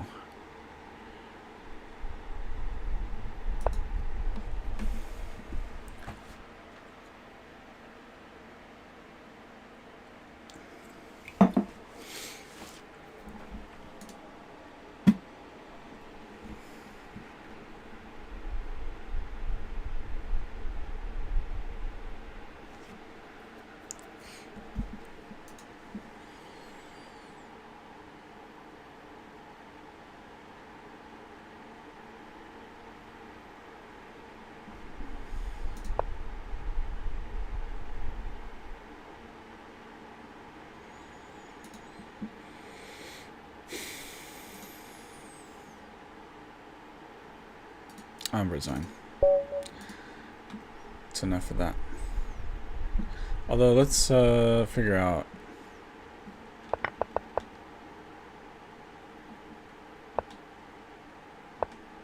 What should I do after this?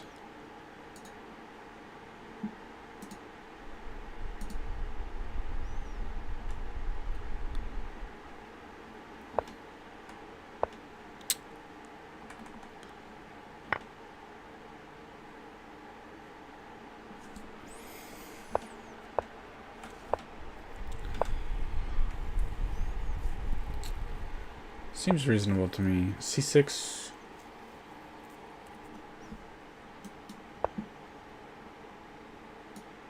D takes C6.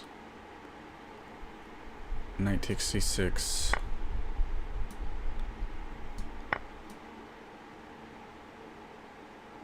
Why is this doing well for black? I don't know. White is +1.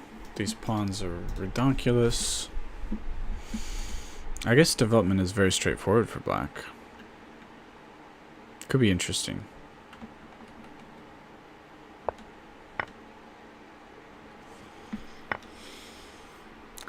Anyway, like I said, theoretically this should be good.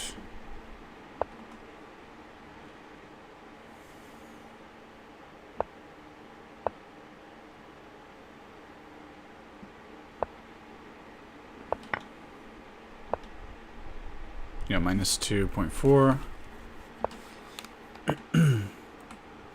Yeah, admittedly, bishop not a great move. Where did I go wrong? With this one. Because takes with check. Okay. Better was what? Here. Well, it's a complicated position.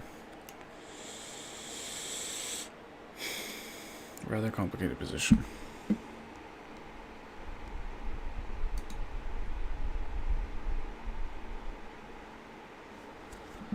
But yeah, theoretically had an advantage. Just wasn't able to execute.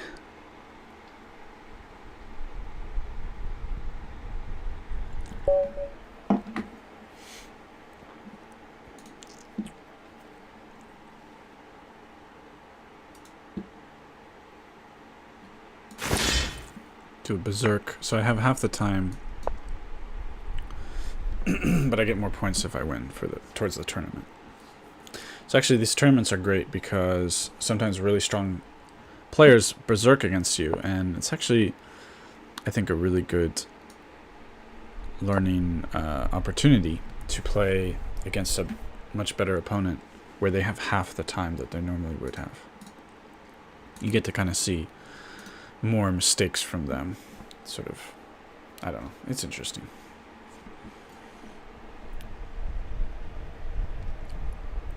Ivan Cherenko sounds like somebody who should be playing chess.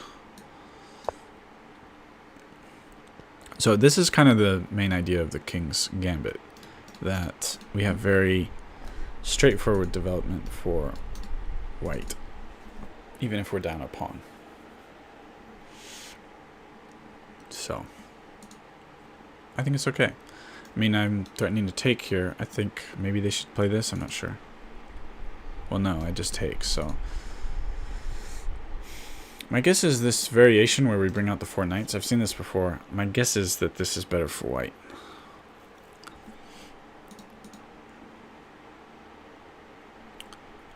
I don't think they're going to hang on to the pawn. That's what they're thinking about, is how to hang on to that pawn, I'm pretty sure.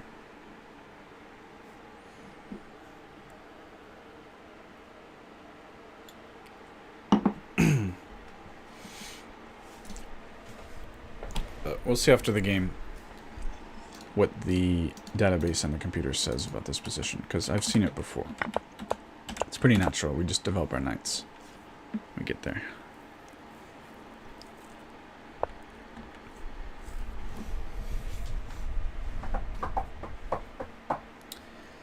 Now if they don't move, I guess, can I play some correspondence games? Oh, there they go. There they move. Okay, so I have to be careful. I messed this up before. This is an attack on my e4 pawn.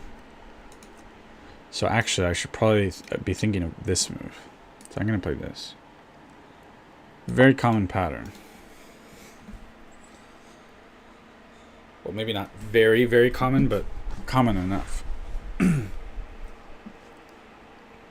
I think in the past a lot of times I sort of automatically do this, and it's a mistake, I think. They take, you take, they take. So bishop comes here, they're attacking this.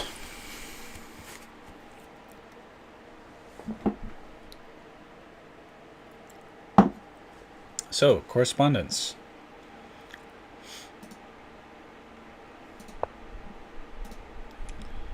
Okay, they played d6.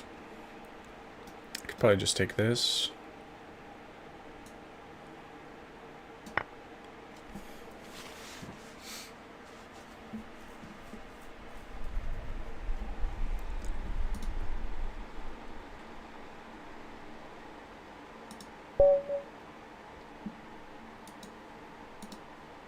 For some reason, the pre-moves don't really work in correspondence. I don't know.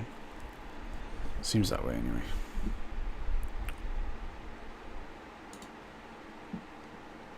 Oh, they were here, but they left. Okay.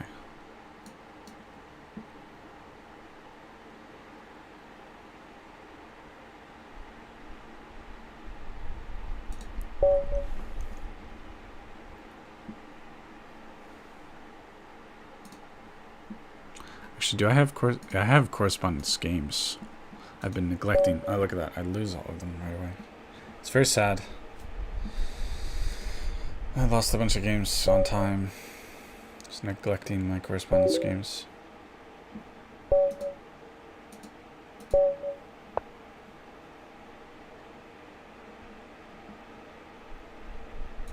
Play e5.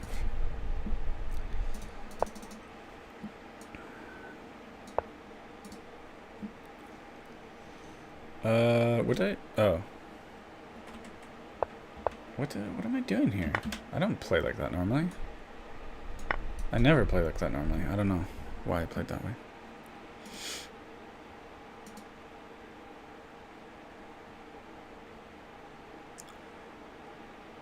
So I suppose I'm the white pieces. Yeah.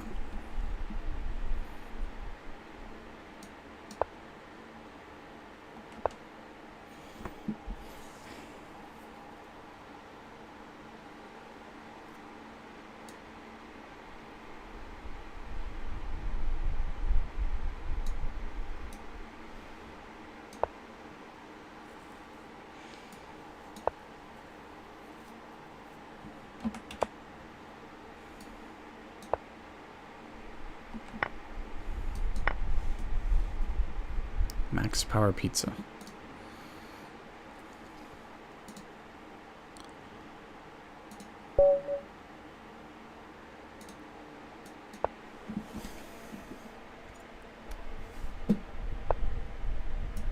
Scandinavian defense. The thing that's, well, as far as I know, the thing that seems strong about the Scandinavian defense is that once your knight gets here, they get to do this pin. Is kind of annoying.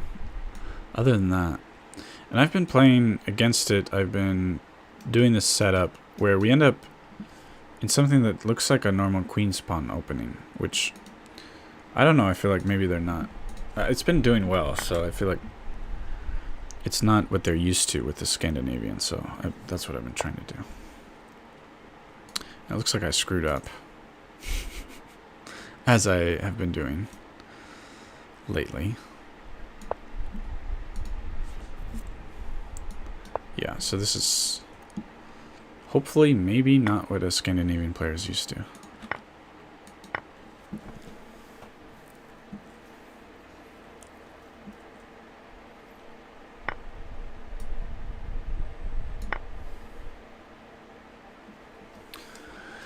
Now they're up a pawn, and it's good and all that for them, but they spend so much time thinking. And given their rating, I feel like I have a time advantage in a way, if that makes sense.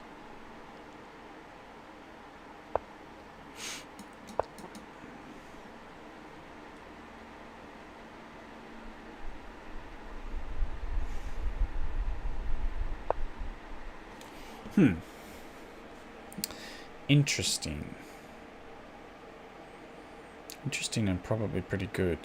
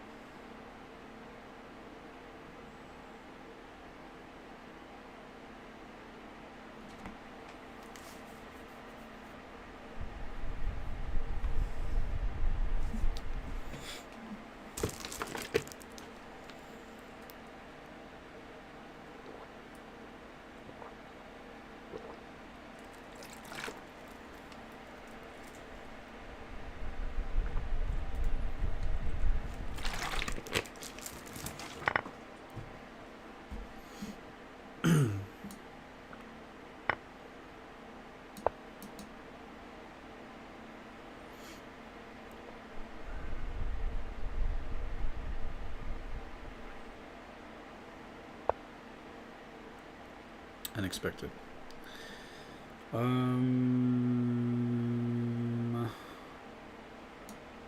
Development. Ideas of here. Though I don't really want to take these pawns because it'll make it much easier for them to attack me.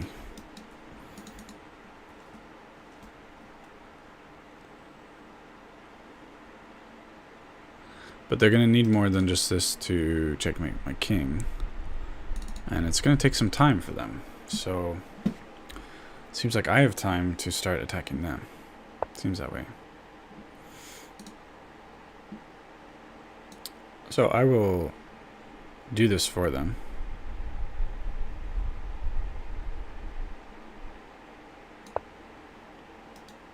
Creating the pin for myself.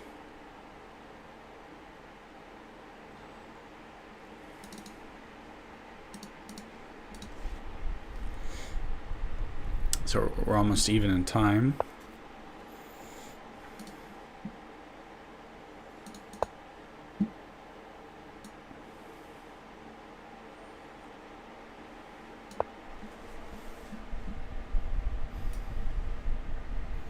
I think they come here and I come here.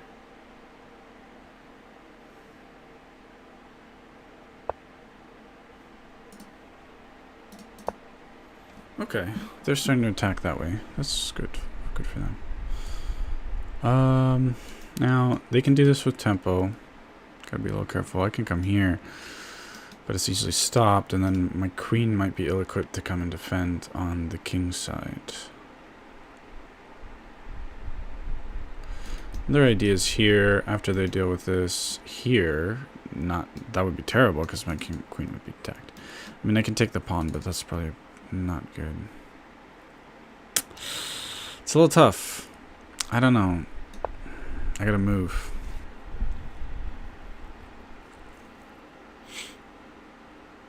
I mean, actually, I get to take this, and after this, there's the... If they do the here, I go here. There's the checkmate threat here. So actually, perhaps interesting?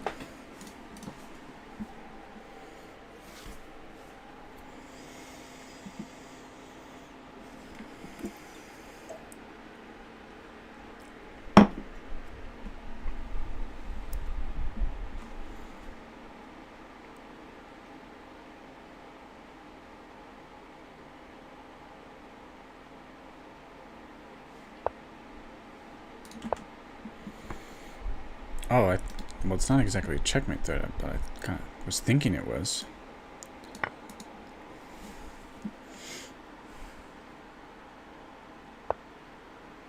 If I were them, I would not have allowed this. I think it's a bad idea to allow me to do all this stuff.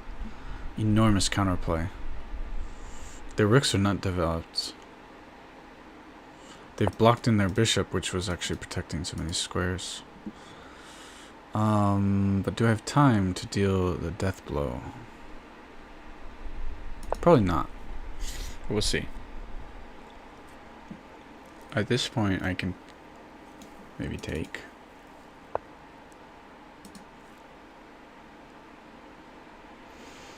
They have to come here or I'm winning a rook with tempo. They don't want to come here. Or do they?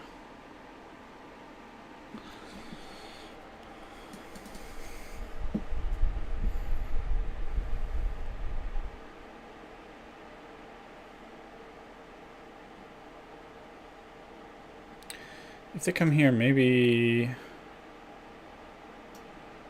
I don't know if I have time.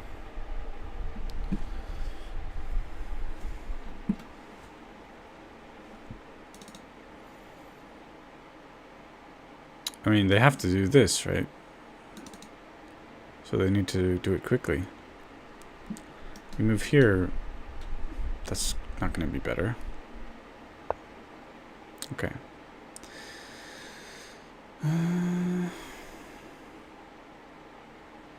I see, they can't take because... Haha, I win the queen. My first instinct is here. I don't know. At this point, it's about time. So they just don't have time.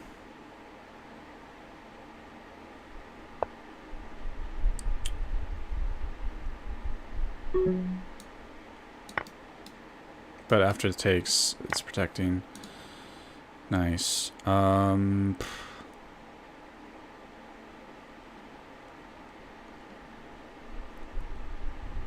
Frankly, I think I could just blitz them and win on time.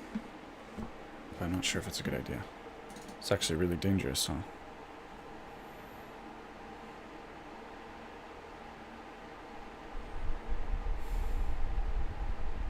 The interesting thing is, hold on. What do they take with? Take with that. Checkmate. Because, yeah, I mean, they can't take with the queen. And whatever they take with, I'm not in check. I have time. So I'm like, well, just make a move. Worked out okay. So, what's going on here? Oh, whatever.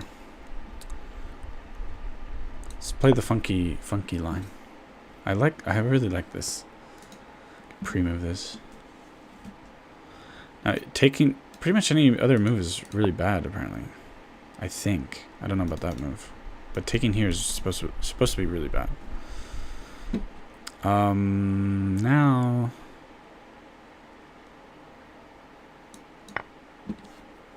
Let's see what happens here.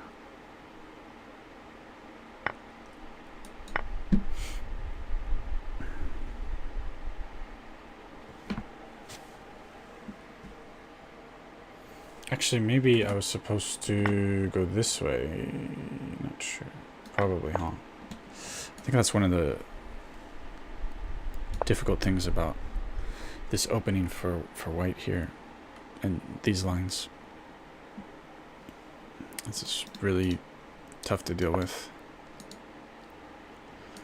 Yeah. Am I just winning immediately?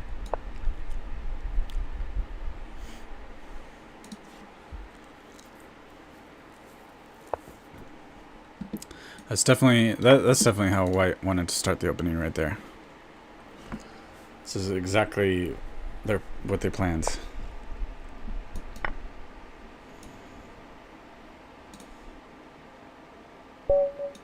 Yeah, they're like, screw this.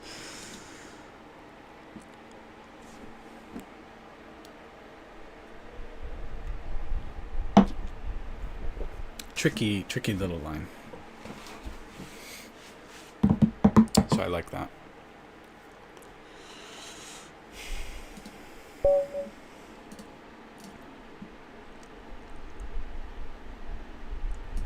I'll pre-move this if they do this. Boom, pre-moved. And I know the correct line. Ha. Huh. Now you're nervous, right? Okay, now I don't. Now this is new to me. But at least I'm in a proper... at least I'm properly In theory, I guess.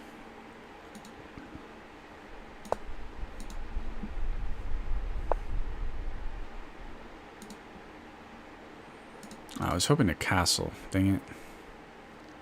What a jerk.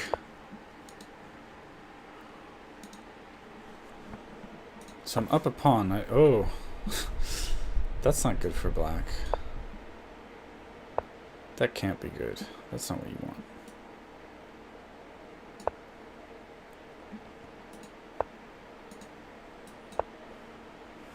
They should have loaded it with this. I don't think I would have necessarily spotted it.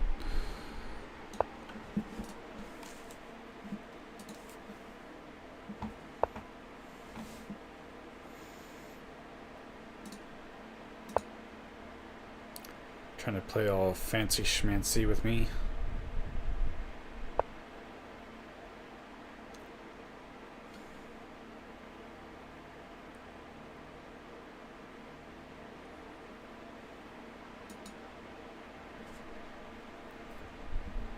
I just think things are simple, even though I give back a pawn. Because yeah, just I have real simple ideas of attacking. Their development is stuck in the prehistoric age.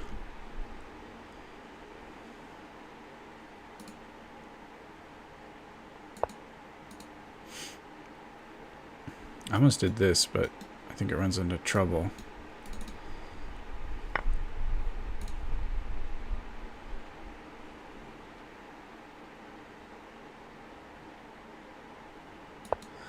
I think maybe there's a... no. I thought I had this as a threat, but they can take and protect this at the same time. Not a real threat.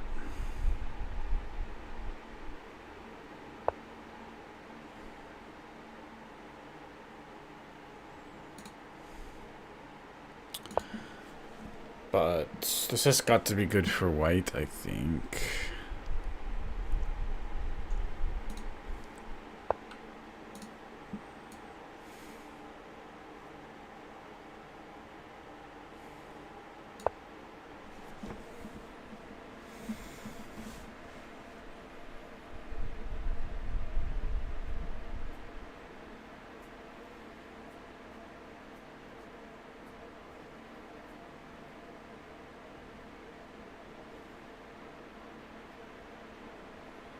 Does the rook have...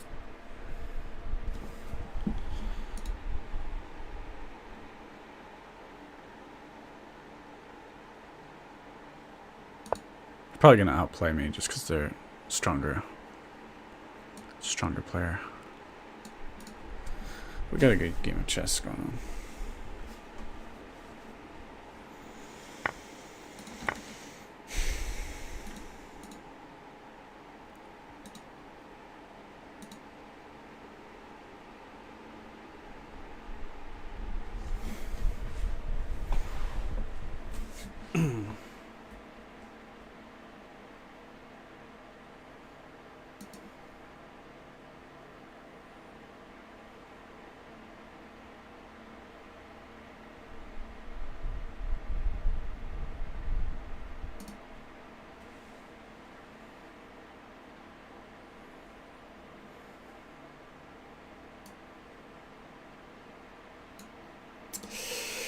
I don't think this is good.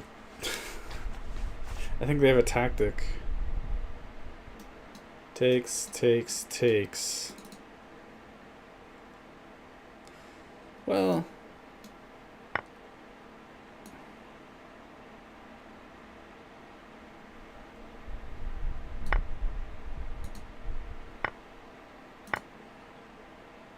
It's gotta be uncomfortable for black, right? Bring in another rook.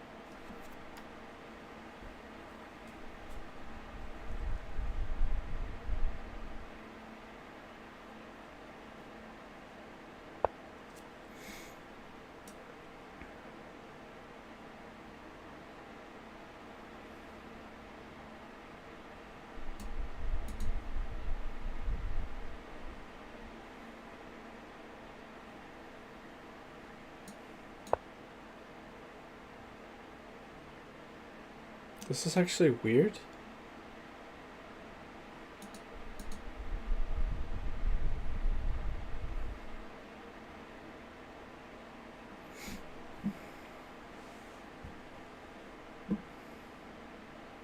I don't know if I should have done this first, then brought it over. I don't know.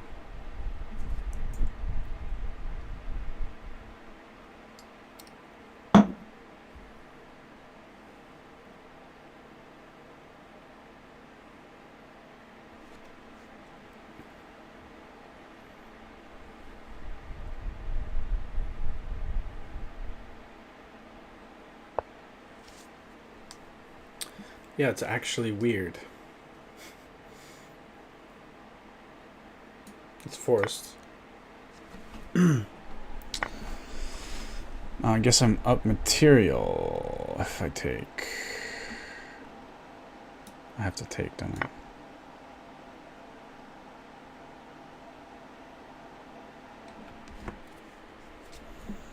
And they've got 1 minute on the clock. That's good.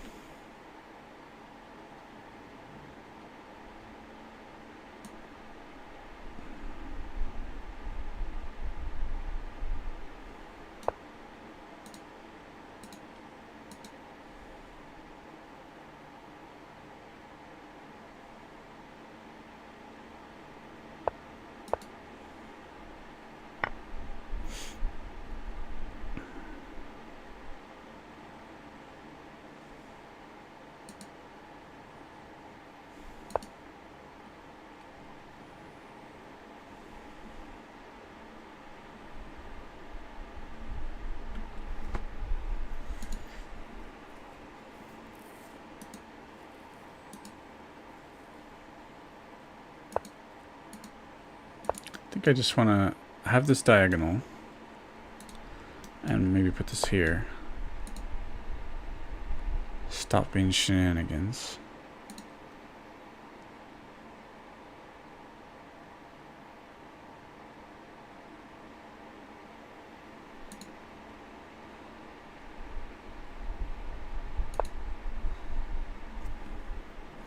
Stopping all kinds of shenanigans. That is the name of the game.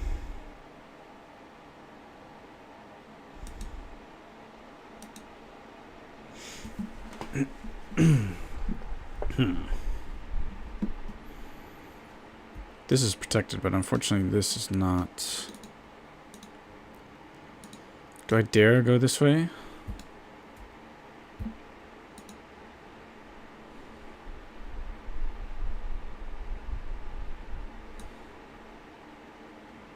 Just once.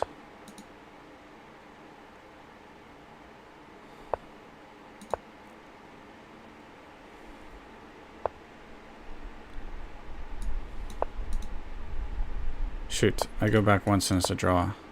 Go back once and it's a draw. Dang it.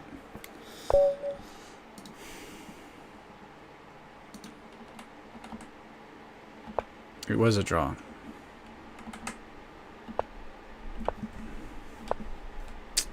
I let them draw me. No. No, no, no, no, no.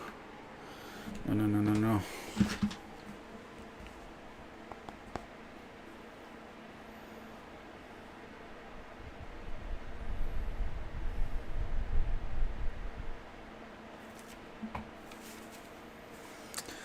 Well, I think I might be good for the day. That was fun.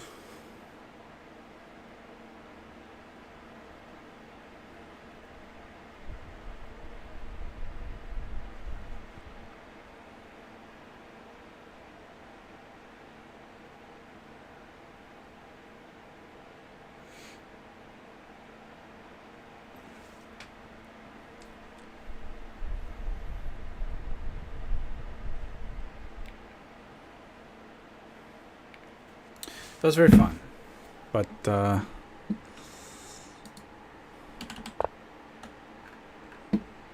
have to do other things at some point. I can't just play chess for the rest of my life. I'm sorry.